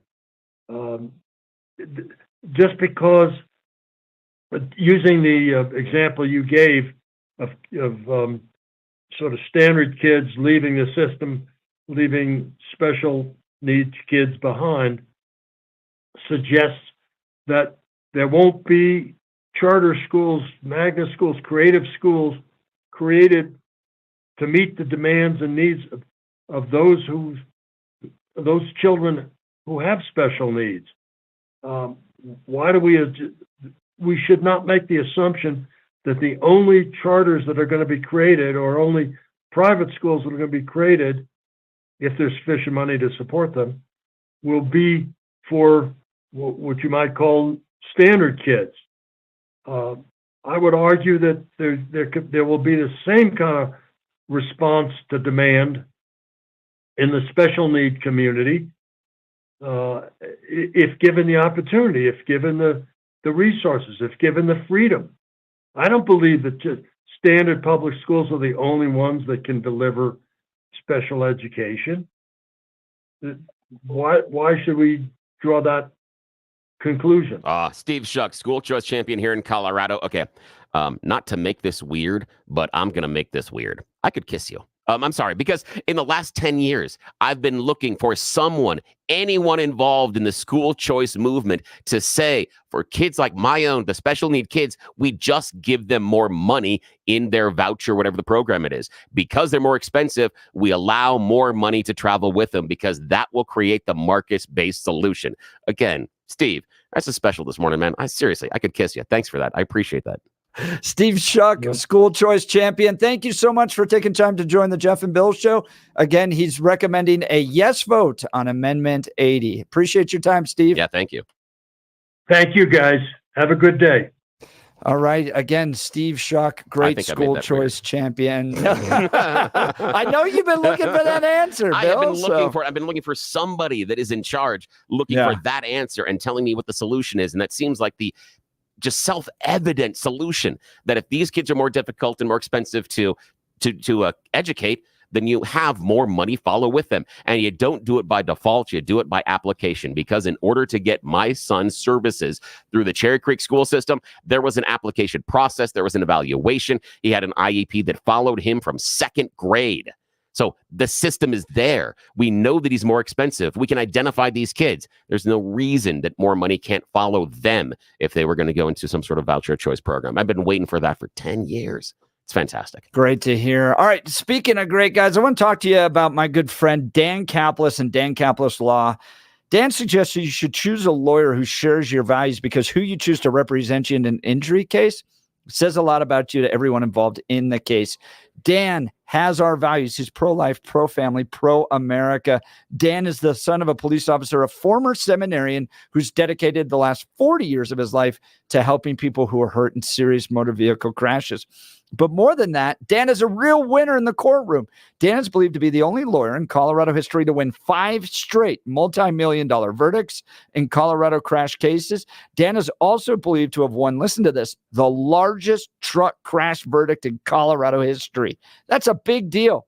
Dan Kaplan's Law is so trusted that they're the official law firm partner of the Denver Nuggets and the Colorado Avalanche, a serious firm for serious cases. And you're probably saying, well, only the rich and wealthy could hire Dan, but not true. Dan accepts righteous injury cases on a percentage fee basis so that he can represent good people from all walks of life without regard to ability to pay. If you need Dan's help, give him a call. 303-770-5551. That's 303-770-5551, or hit dancaplislaw.com. That's Dan, C-A-P-L-I-S law.com. What do you think of Amendment 80? This is one where I've seen quite a bit of division in the conservative side, which just strikes me. I understand some of the arguments, but they seem to be, well, there could be potential problems. There might be lawsuits. And I had Christy Burton Brown on to address some of these. If you go to our YouTube channel, you can watch it there, Jeff Hunt, Colorado, or 710knus.com as well. But I'm having feelings all over again of some of the internal issues we dealt with Proposition 115, where pro-life groups would go, well, because it isn't perfect, because it doesn't outlaw all abortions, we're not going to get behind it. And we could have stopped some abortions. We could have stopped the late term ones. And that was a moment of kind of disappointment, frustration for me. So I know some out there feel like Amendment 80 isn't perfect, but this is one where as a campaign guy, as a school choice, as father, as somebody who takes advantage of this has to be in the Constitution to protect us from the progressives that want to take away school choice, bottom line. And you can't let the perfect be the enemy of the good. Get this across the finish line. Let's continue to do our school choice work. But tell me where I'm wrong. We'll go to the phone lines here in a second. You can give us a call, 303-696-1971, or text us on the Dan Kaplan Law text line at 720-819-5115. You're listening to the Jeff and Bill Show. Denver's talk leader, News Talk 710 KNUS.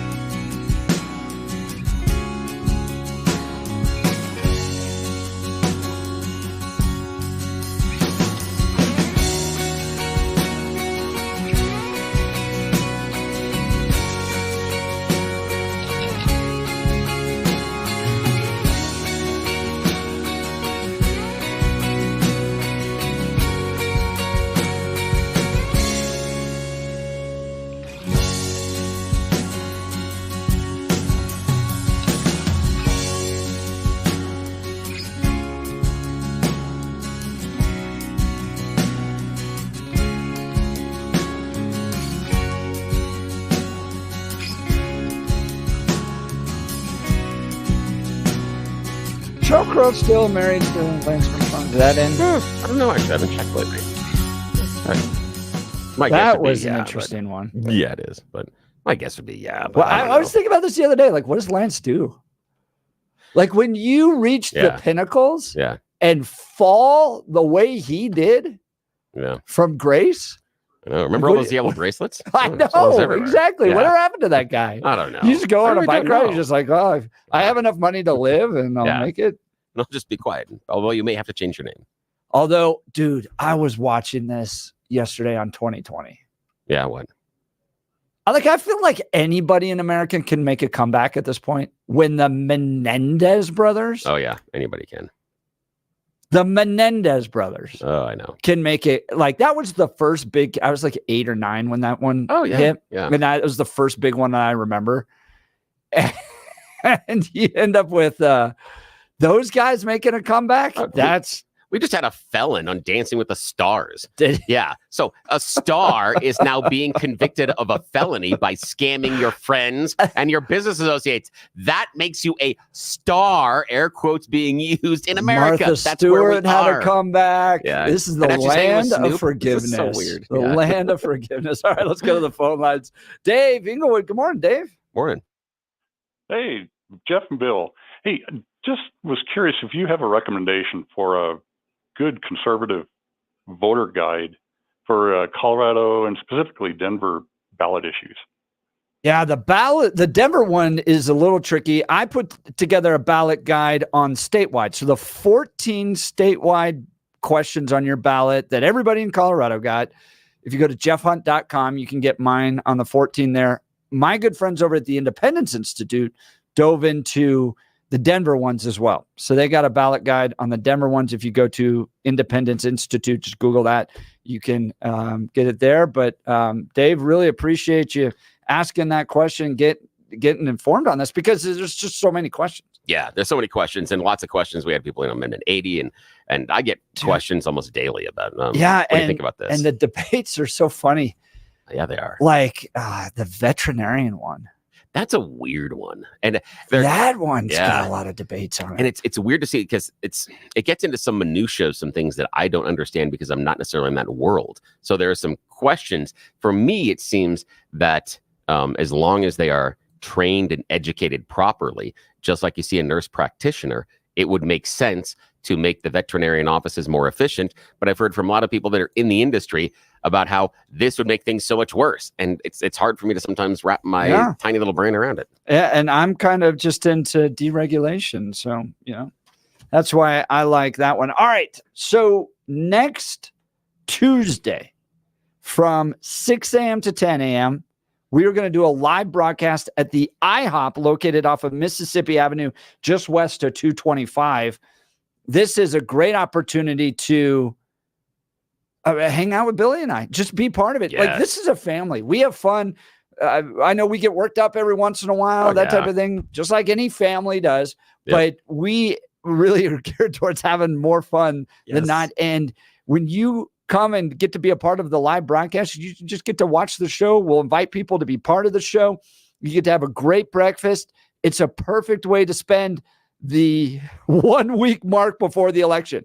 I know. Because November 6th, we might be in a civil war. I don't know. Could be the last bit of happiness we have.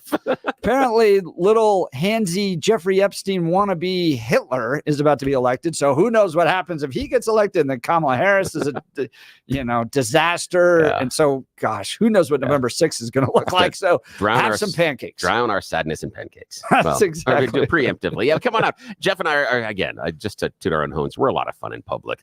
We're a little silly. We're a little crazy. You get to experience us, and we appreciate so much of the time that you spend with us each and every day. We know that you got a lot of choices out there. You can do a lot of different things with your time, and the fact that you even spend a few minutes with us means more to us than you can possibly imagine. We'd love to see you and meet you in person. We'd love to have that personal interaction. There's some people that we have on the text messages here. Iggy, Gabe, some others, artists that we've met in person and have now they become really nice friends. And it's a great community. And we love each and every one of you for hanging out with us. And we'd love to meet you personally, take pictures, and to strengthen this relationship. Come on out, hang out with us. We're going to have a great time at IHOP. It's next Tuesday, the one that's at Mississippi Avenue, just west of 225. We're going to come make problems and trouble. Come play with us.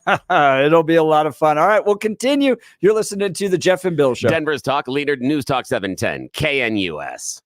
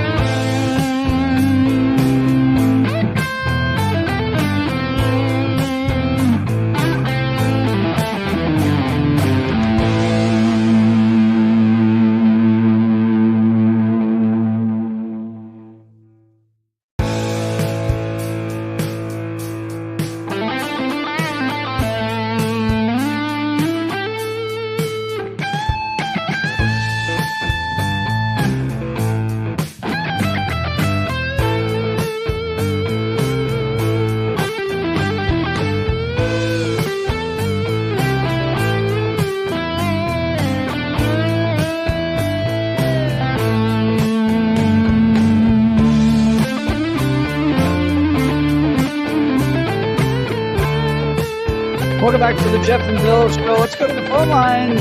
Always a fan favorite, Joy Overbeck. Good morning, Joy. Good morning. Good morning, Jeff and Bill. How are you guys doing? Good. What's up? Yeah, well, I wanted to talk about this Amendment 80. I posted on my Facebook page last week, I guess, my advice to vote yes on Amendment 80, and I immediately got all this blowback from homeschool moms and dads and people who are reading what the Christian Educators Association or the Christian Home Educators of Colorado are writing about this amendment. You'd think they would be just gung-ho and absolutely hysterically welcoming of this amendment, because this would put in a lockbox of the Constitution the right of parents to direct their children's education. Instead, these people are completely misunderstanding and misinterpreting what this amendment says, and they're just kind of paralyzed by fear that these unknown things would happen if this were to pass. And instead of being fearful that, and you know this because you had Christy on, and she was explaining some of this. Joy, we just got to run here. We're up against a break. Stick around. We'll come back to you right after. But yeah, you're right. I agree with you. You're listening to the Jeff and Bill Show. Denver's talk leader, News Talk 710 KNUS. Come have breakfast with us Tuesday, IHOP, Mississippi, and 225.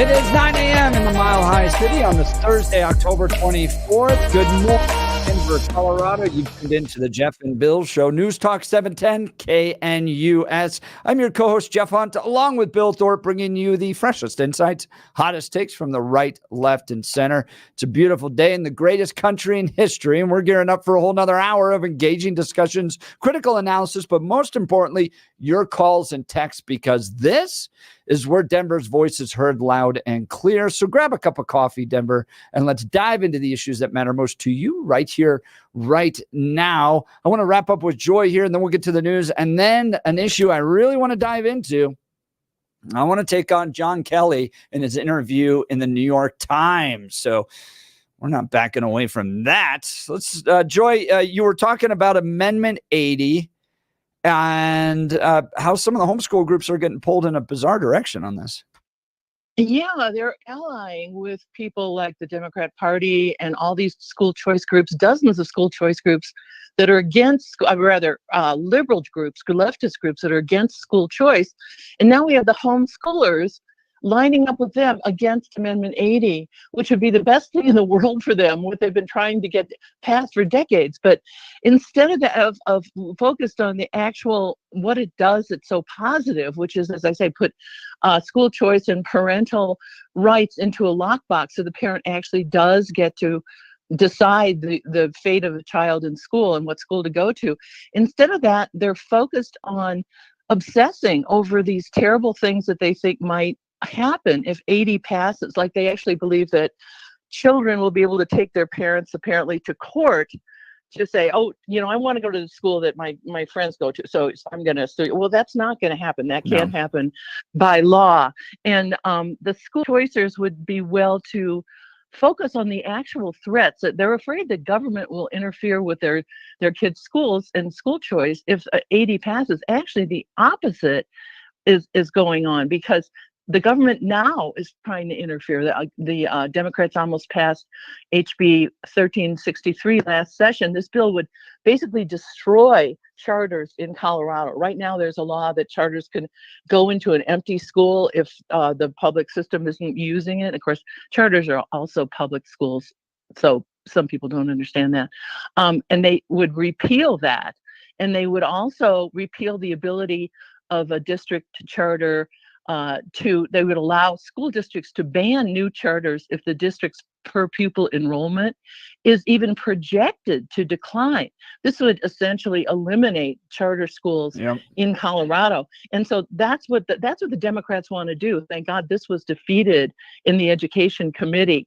But they're going to come back with that. No, there's been a shift. There's been a shift with Democrats in Colorado who generally historically were in support of school choice. Like I mentioned, Jared Polis opened his own charter schools. He believed in school choice, but this pro-union, we've got to control all of the kids' education. We need to indoctrinate them element within the progressive Democrat Party wants to remove school choice. And I think Amendment 80 provides important protections. Joy, really appreciate the call. There's a lot we've got to cover today. Let's check in on the news.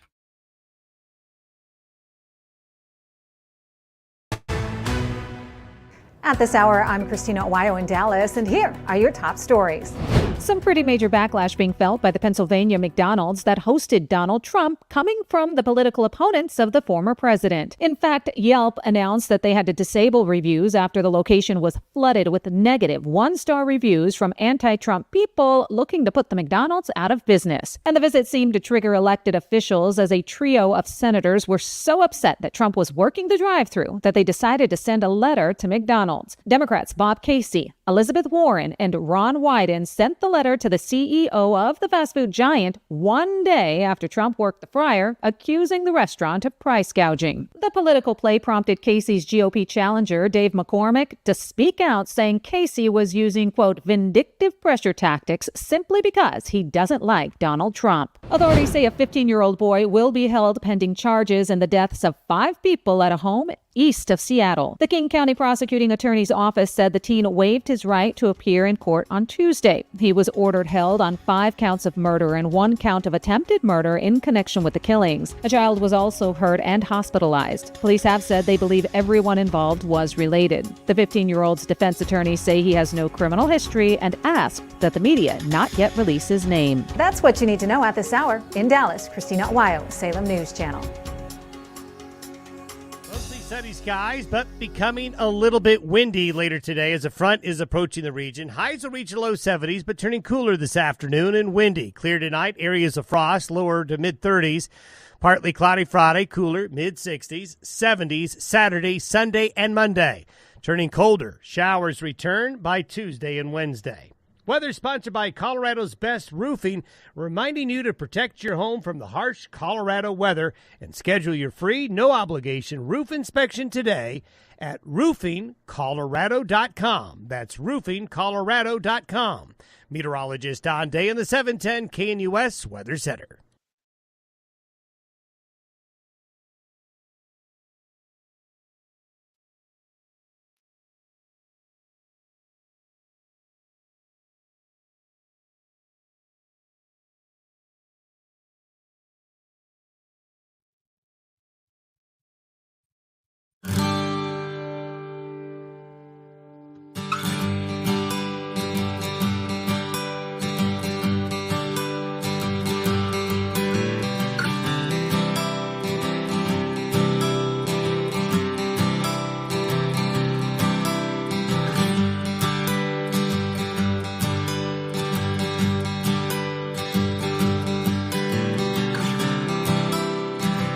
Welcome back to the Jeff and Bill Show. So you're like us, you're news hounds. You're always watching and taking it in and all that stuff. And yesterday was a weird one. It was like, the Democrats are like, unleash the Kraken. Anything and everything we have to take on Donald Trump. So you ended up with some bizarre story that I guess was shopped around to a whole bunch of places. They didn't even want it. But in 1993, Donald Trump played Twister with a model and Jeffrey Epstein. She spurned Donald Trump's advances, and Jeffrey Epstein got mad at her. And then you ended up with 2 pieces, one in the New York Times and one in the Atlantic, that Donald Trump is literally Hitler. All right. So Republicans are used to this. You get called this all the time just because you're Republican. It's what the left does, is somehow try to equate you with fascists. And I went back and listened to some of the audio. Here's Kamala on Trump yesterday. All right. Now, I want to lay this out and remind people Donald Trump has faced 2 assassination attempts. One nearly killed him. I mean, millimeters away from killing him. You also have a vice presidential candidate running for president who claims to want to turn the page and move forward from the partisan divisiveness that is ripping this country apart, right? In that context, listen to Kamala Harris yesterday. So yesterday we learned that Donald Trump's former chief of staff, John Kelly, a retired 4-star general, confirmed that while Donald Trump was president, he said he wanted generals like Adolf Hitler had. Donald Trump said that because he does not want a military that is loyal to the United States Constitution. He wants a military that is loyal to him. He wants a military who will be loyal to him personally, one that will obey his orders even when he tells them to break the law or abandon their oath to the Constitution of the United States. In just the past week, Donald Trump has repeatedly called his fellow Americans the enemy from within, and even said that he would use the United States military to go after American citizens. And let's be clear about who he considers to be the enemy from within. Anyone who refuses to bend a knee or dares to criticize him would qualify in his mind as the enemy within, like judges, like journalists, like nonpartisan election officials. It is deeply troubling and incredibly dangerous that Donald Trump would invoke Adolf Hitler, the man who is responsible for the deaths of 6 million Jews and hundreds of thousands of Americans. All of this is further evidence for the American people of who Donald Trump really is. This is a window into who Donald Trump really is, from the people who know him best, from the people who worked with him side by side in the Oval Office and in the Situation Room.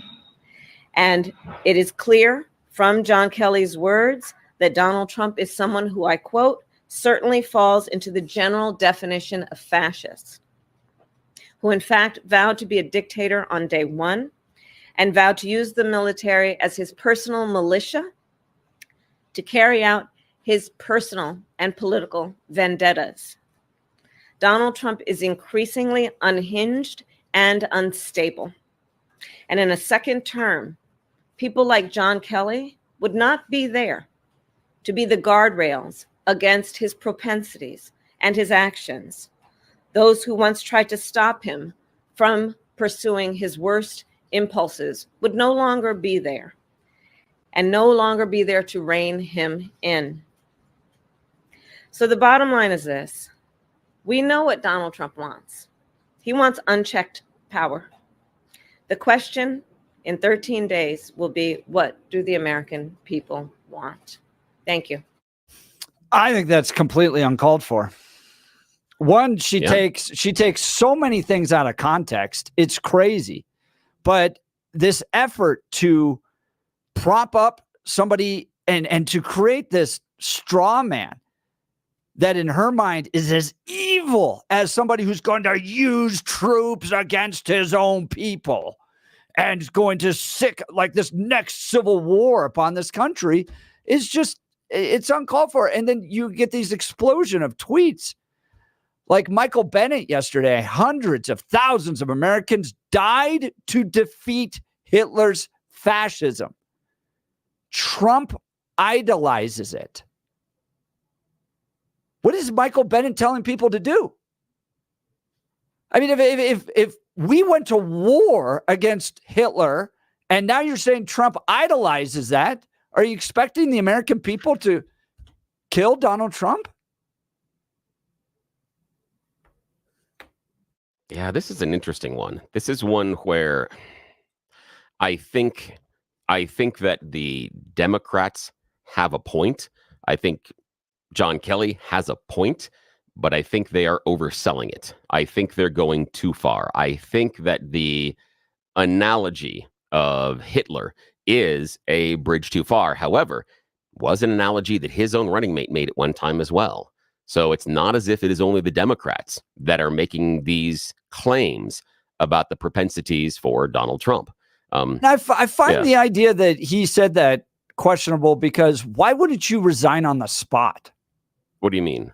Like, did you? I know John Kelly's made that claim. We're talking about Vance, okay? Because last one. Okay. Vance. Yeah, Vance. Yeah, I thought okay, maybe so you Kelly, were talking about Mike Pence. Sorry, no. I never JD heard Vance, Mike Pence say this. Yeah, but JD Vance said that he had the potential to be America's Hitler, and he's his running mate now. So it's not as if it's only people that are Democrats. It's a fair critique, but like with John Kelly, and we'll get into his audio in a second, right? And I just don't think it's believable, and I'll tell you why when we play it. But why wouldn't? Like this is why it's so bizarre to me. Cole Wist yesterday, tweets out, if you had forgotten the price we paid to defeat Hitler, I suggest you visit Normandy. Yeah. And then shows a whole bunch of pictures of crosses. Yeah, this is just like we went and killed these people. Yeah. Here's the thing. And now but these are the same people that right after the assassination attempt are going, we need to lower the rhetoric. We need to lower the rhetoric. And by the way, I want to turn the page on this partisan division. No, you don't. Yeah. And I would agree with you. That behavior like this doesn't show the ability or the willingness to turn the page on partisan division.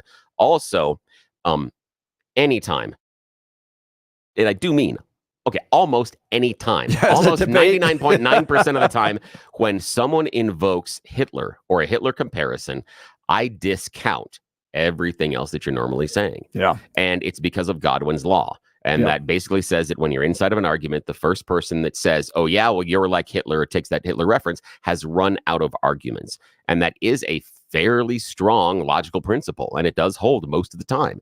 And the other critique I have for Bennett, for Cole Wist, who are you persuading with those statements?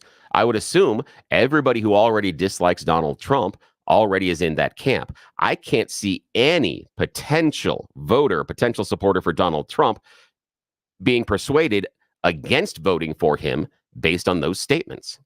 And I can refer back to some other stuff. Part of the challenge you deal with is the guy was in office for 4 years. Now, we have in this country a tradition of debate over the power of the executive branch. That has been going, I mean, you can go back to FDR, you can go back to Lincoln. Did Lincoln have the right to implement the policies he did during the Civil War, or did he extend the constitutional reach of the executive branch? That is a valid debate. But this gets under my skin because the guy has already faced 2 assassination attempts. I'm sorry, if you're going out there and saying what Kamala Harris just said, you are painting a target on your political opponent. That is not right for somebody to do in this country. And you're going to get the crazies to go out there and to do that and to try again. It's just frustrating to me as an American. We should expect better of our political candidates than what Kamala Harris said yesterday. All right, phone lines are definitely blowing up, Bill. Yes, they are. We ready to go to them? Yeah, we can go to Lewis right now. And I did want to pass along something just recently. Marcia called in, and she couldn't hang with us right now, mostly because she's got a little throat thing. So she sounds a little froggy, so she didn't think her voice would hold up. But she did say that yesterday, Brett Baer on Fox News brought up some names of people that said good things about Trump and him being in office, etc., providing a direct 180-degree different view than from what we got from John Kelly. Just want to pass that along. Right. And we're going to get into John Kelly here in a second. Let's go to Lewis Aurora. Good morning, Lewis. Good morning, brothers. Listen, wasn't General Kelly the one who spoke to China and told China, don't worry about Trump. He's not, he won't do anything. Wasn't he the one that did that? I don't know. I do know that Kamala Harris openly rebuked General Kelly because of his role with the prison system with illegal immigrants. So, she did not have kind words to say about him when he was chief of staff, and then right after his work as chief of staff. But all of a sudden now she's willing to embrace him 2 weeks before. But I'll raise this, Lewis. Okay. Your boss, you're in a conversation with your boss, and your boss goes, you know what? Lewis, I really liked Hitler. How long are you sticking around in that job with that boss and not immediately running out and going, I'm done with this guy, or media, here's what he just said yesterday. And I'll play the audio. It's so vague to me. And this is what struck me with the Stormy Daniels too, because I actually read her testimony. She knows every detail about everything until the actual deed takes place. And then all of a sudden it gets super vague. With John Kelly talking about Trump and Hitler, he's just like, oh, well, the conversation just kind of ended. He gets super vague on it. And that's why I just don't believe it's true. Well, and do your research. But I believe he's the one that told China not to worry about Trump. That was I did some research just while you're talking. It's General Miley that did that, because I couldn't remember either who it was, but and I did find out it was General Miley that said that went around. Outside. Yep, it was Miley. Yeah. I thought Miley was the one with Iran and revealing the classified information. He could do both, but yeah, according to the magic Google box, they say it's General Miley that did the thing to talk to China.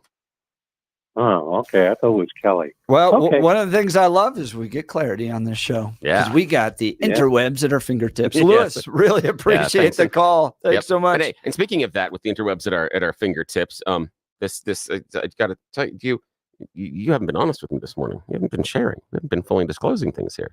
I tried to ask my wife not to do this. Because I understand it is a very, very, very special day in the Hunt household. It's United Nations Day. Yeah, no, it is not United Nations Day. Yes, it is United Nations Day. It is somebody's special come into the world naked day.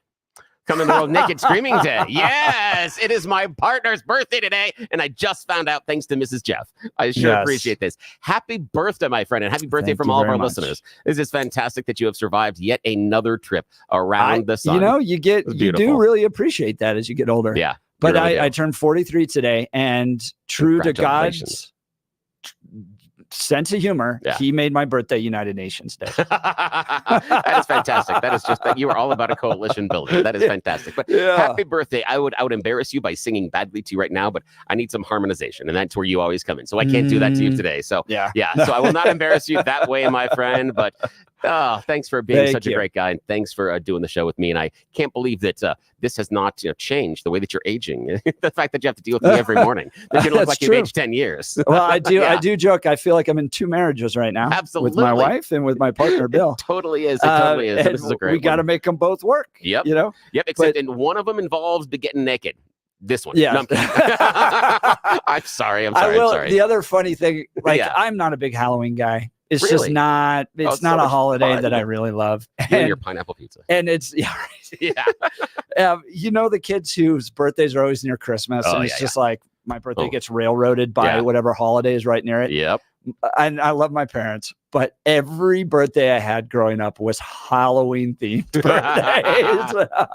All my friends would dress up, and I wasn't a huge fan of that, but my dad would do these great haunted houses for all my friends. He'd take the whole basement and turn it in and drop little spiders from the ceiling, all that stuff. Cool. That was fun. Those were always good times. Oh, that's awesome. Yeah. But thank you. I appreciate it. And thank you. My wife, who I tried not to give the text line to, figured it out. High five, Mrs. Jeff. High five. She's messaging Bill directly. Yes, nicely done. Nicely done.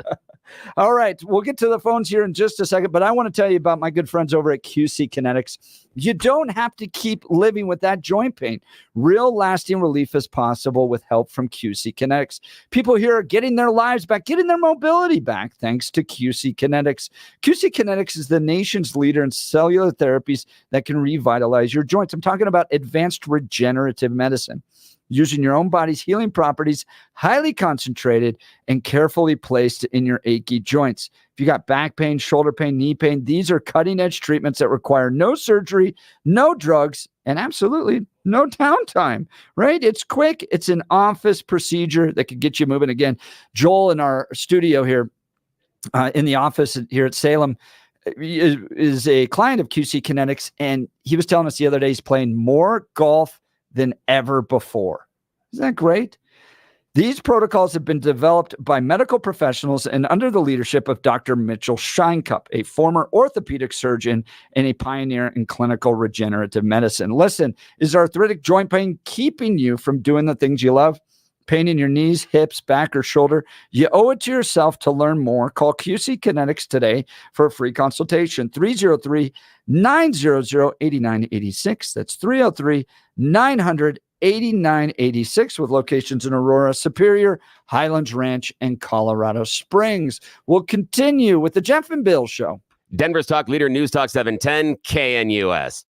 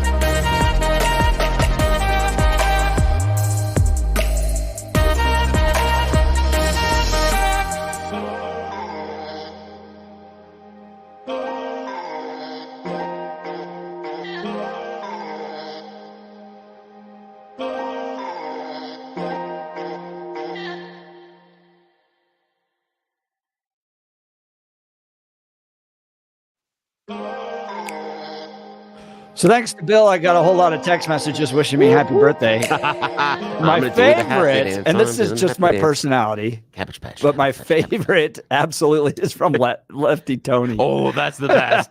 Lefty Tony nailed it this morning. That was happy fantastic. birthday, you schmuck. Oh, great job, Tony. Great job.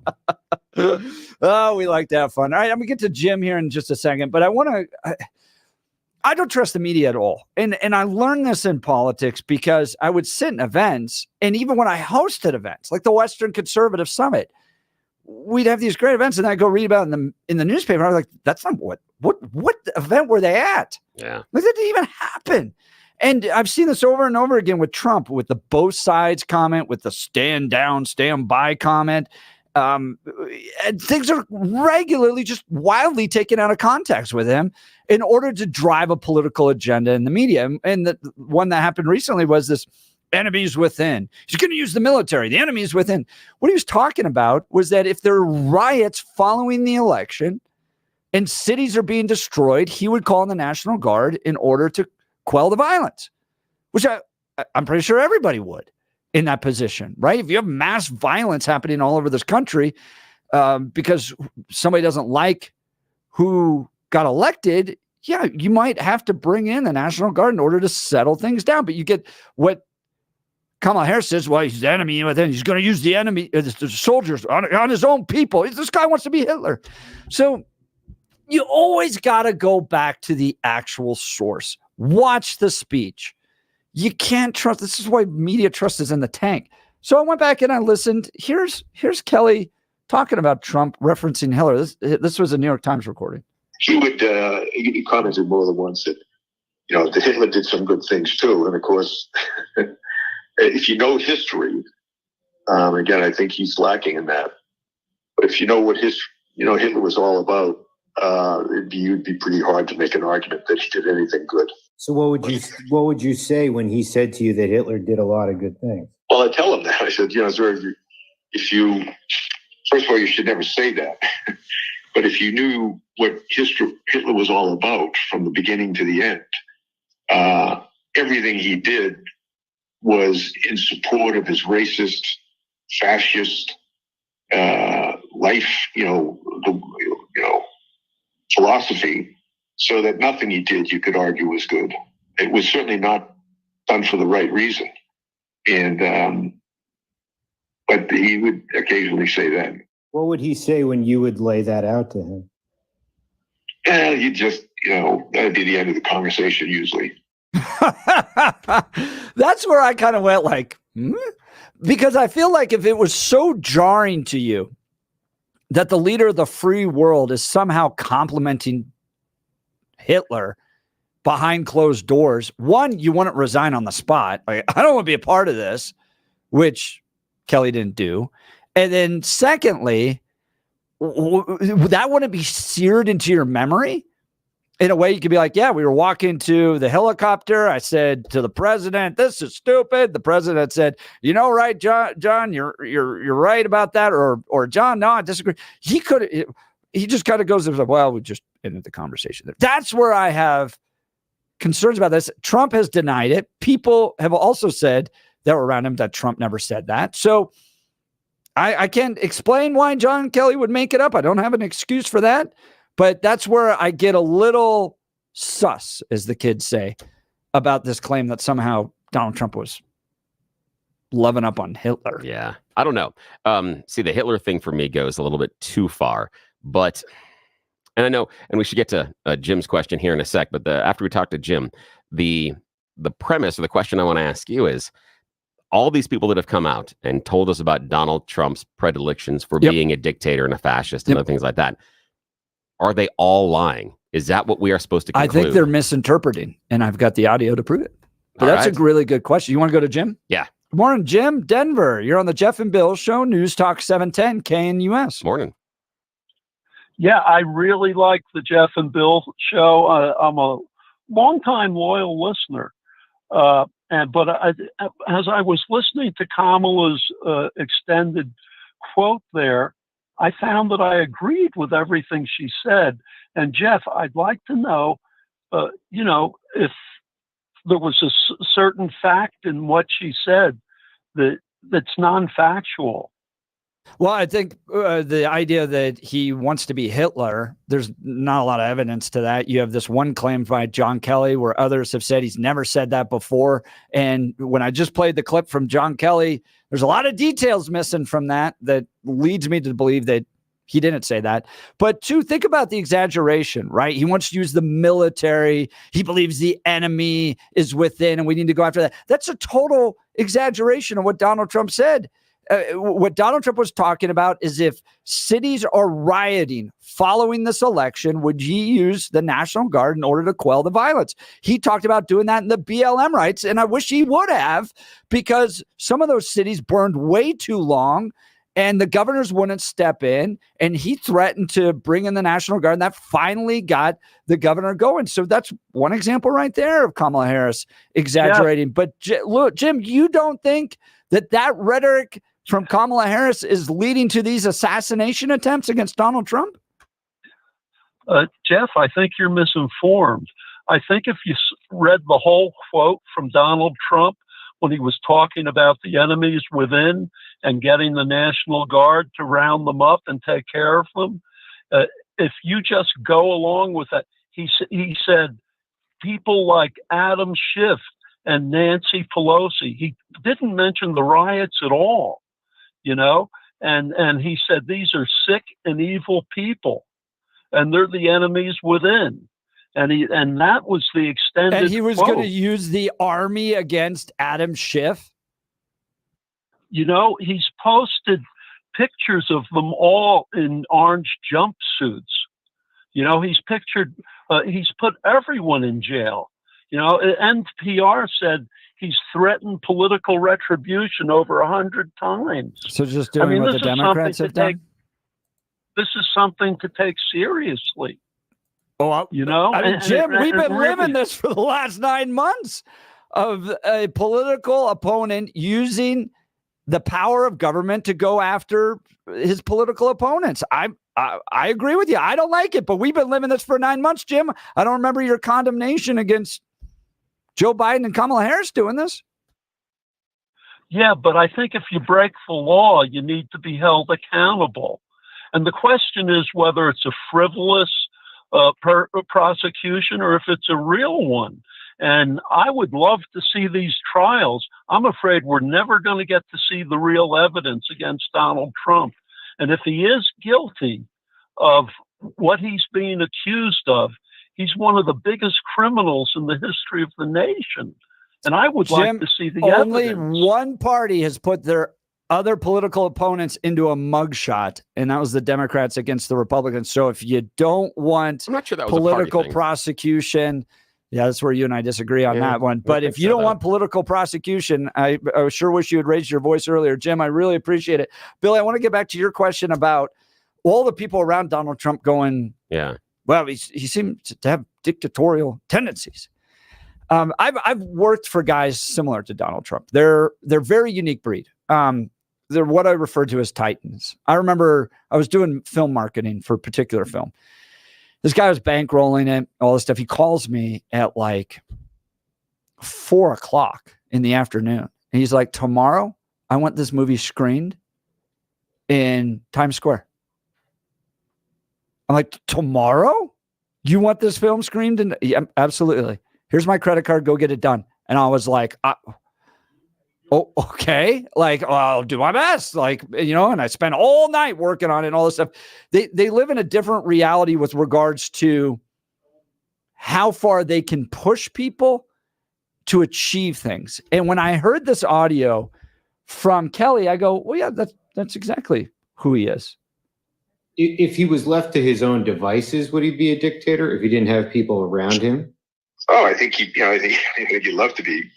I think he'd love to be just like he was in business. He could tell people to do things and they would do it, and not really bother too much about whether what the legalities were and whatnot. But again, I didn't know him before, so I can't really. I'm not sure that's a good. I don't. No, I actually think that's exactly who he is, and I think that's good insight into him because is that a good thing? Well, Is it? That's a good question, and I do think it is in some cases. So when you get to a certain CEO level where they have the ability to hire their own attorneys, and they basically they will say, "This is what I want to do. Figure out how to make it legal." Right? They don't sit there and go, "Okay, well, let me read Section 1, Paragraph A, and figure out how this may apply." They're like, "Get this done. You figure out how to make it legal." They're business guys who drive forward in such a way and with such force that it often offends other people that like to follow the rules. And I think you look at General Kelly, who spent his entire life in the military, where you follow the procedures and the rules. You look at a guy like Mike Pence, whose literally life is like, I'm going to follow every single rule. Those guys can't comprehend how Donald Trump thinks. And so they immediately jump to this like notion of fascism or dictatorial. He's an aggressive businessman that doesn't take no for an answer and pushes things forward in a way that sometimes offends people like that. Does that necessarily apply to being president? And what I mean by that is a good question. And this is the reason why I think it's more of a critique and it's not as much of a positive when people say, oh, look, he's this titan of business. He's this business. This is a problem that I see at the core of how Donald Trump operates, because he was that powerful CEO he had dominion over everything that he could see. He had dominion over everything in that entire company. I firmly believe that he views our 3 branches of American government as a weakness, not a strength. I firmly believe that he thinks one of the biggest problems that we have in this country is the fact that the courts and the Congress don't give in to his demands. But that's a natural position for an executive. Hang on a sec. But is it a natural position for the president? For the president to not understand the idea of the shared responsibility and the constraints the Congress puts on them and also the courts? This is what I feel. I feel that when Donald Trump sits in that Oval Office, he looks at it and people say, well, the courts are not going to let you do this. Congress isn't going to go along with you to do this. He's going to go, well, we can fix that, can't we? No, we can eliminate them, can't we? That's where he's coming from, because that's his world. He can't have anybody else there. I think that's a leap. So here's where I think the comparison helps. If you look at the presidency of like a George H.W. Bush, you look at a guy that's like literally followed the rules his entire life, right? Becomes director of CIA, Yale grad. I mean, it reminds me of Mitt Romney, right? Smart guys, but love the rules, okay? Compare that with an FDR presidency.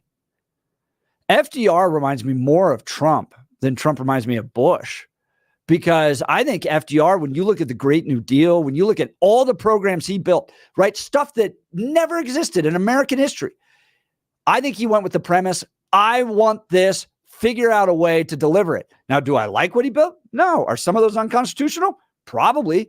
But I think he looks at the executive the same way Trump does, where he goes, this is ultimately what I want delivered. You figure out how to have it. And I bet you FDR did not have a great relationship with Congress and with the judiciary either. I mean, he created an entirely new society, Great New Deal, all that stuff. Yeah, but he did have to get the buy-in from Congress and the court system, and I don't think that's where Trump lives. Trump views them as a problem, not a means to a solution. And it also, if that is the case, but that's an argument for to pack the courts. He wanted to change the whole court. That's an argument, though, for the unitary executive, and that's exactly the danger that I've been saying for the past few years, that the conservatives want to go towards a unitary executive, which is much closer to a dictator or a fascist than it is based on the core of what the Constitution set up in America. That's exactly I think that what conservatives are doing are going, we're willing to buy into a strong executive if it means drastic changes within the federal government. And I hear it as, we're willing to buy into a fascist if we get power to change the government like we want. That's what I hear. But that's different. But do you really think he's a fascist? Yes. Trump. Yeah, absolutely. Yeah. And again, do I think that he's this hardcore dictator, et cetera? No, but does he click the boxes for fascism? Yeah, he does. And it's hard for me to say that, but he does. Kelly couldn't even define that. He had to go look up the definition and then be like, well, yeah, I guess so. He fits that. He defined it. He defined it. But isn't that language going to lead to this type of violence we're seeing? I mean, we kill fascists. Our military kills fascists. And now we're saying Trump's one of them? based on behavior. But again, and this is the issue, is anybody in America, if you want to go and you want to vote for, and again, I'm going to take Trump out of this. Let's just say whoever the candidate is, Jack Smith, who is a fascist. If you want to go and vote for the fascist candidate, fine. Go ahead and vote for the fascist candidate. You want to vote for the communist candidate?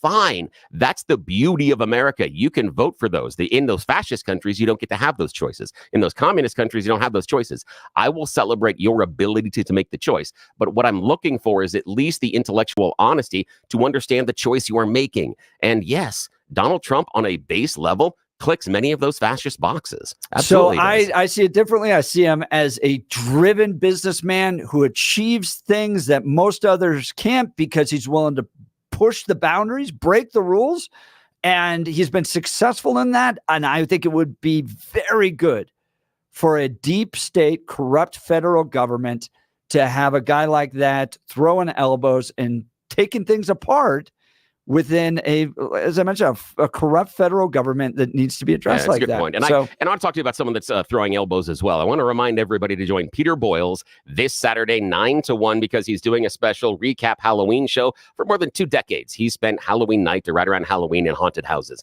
He's going to be bringing in Scott Hastings and a whole bunch of other all-stars that spent those nights with him. So hang out. You're going to hear some wonderful stories. Hang out with Peter 9 to 1 this Saturday right here on KNUS. That'll be a ton of fun. All right. Want to talk to you about my good friends over at Advanced Hair Restoration. For many of us, it's happening. Your hair's thinning, your crown's disappearing, maybe hair loss has you feeling your identity is lost altogether. Well, I've got good news for you.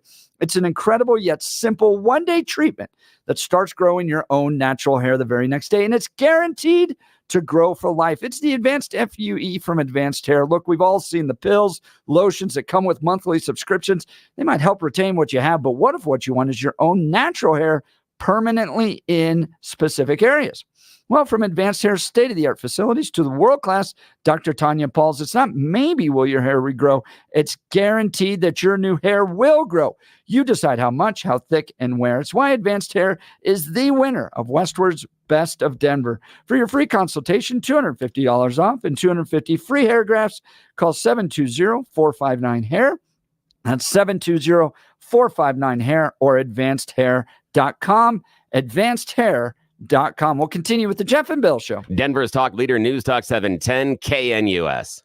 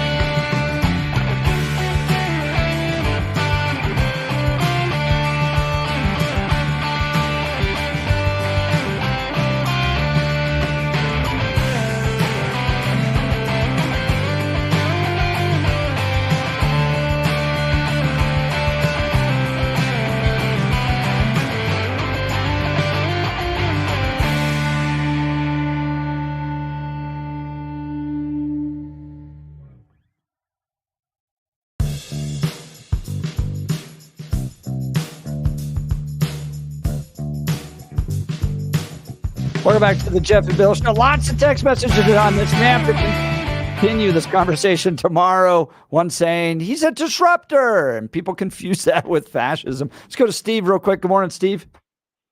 Hey, good morning.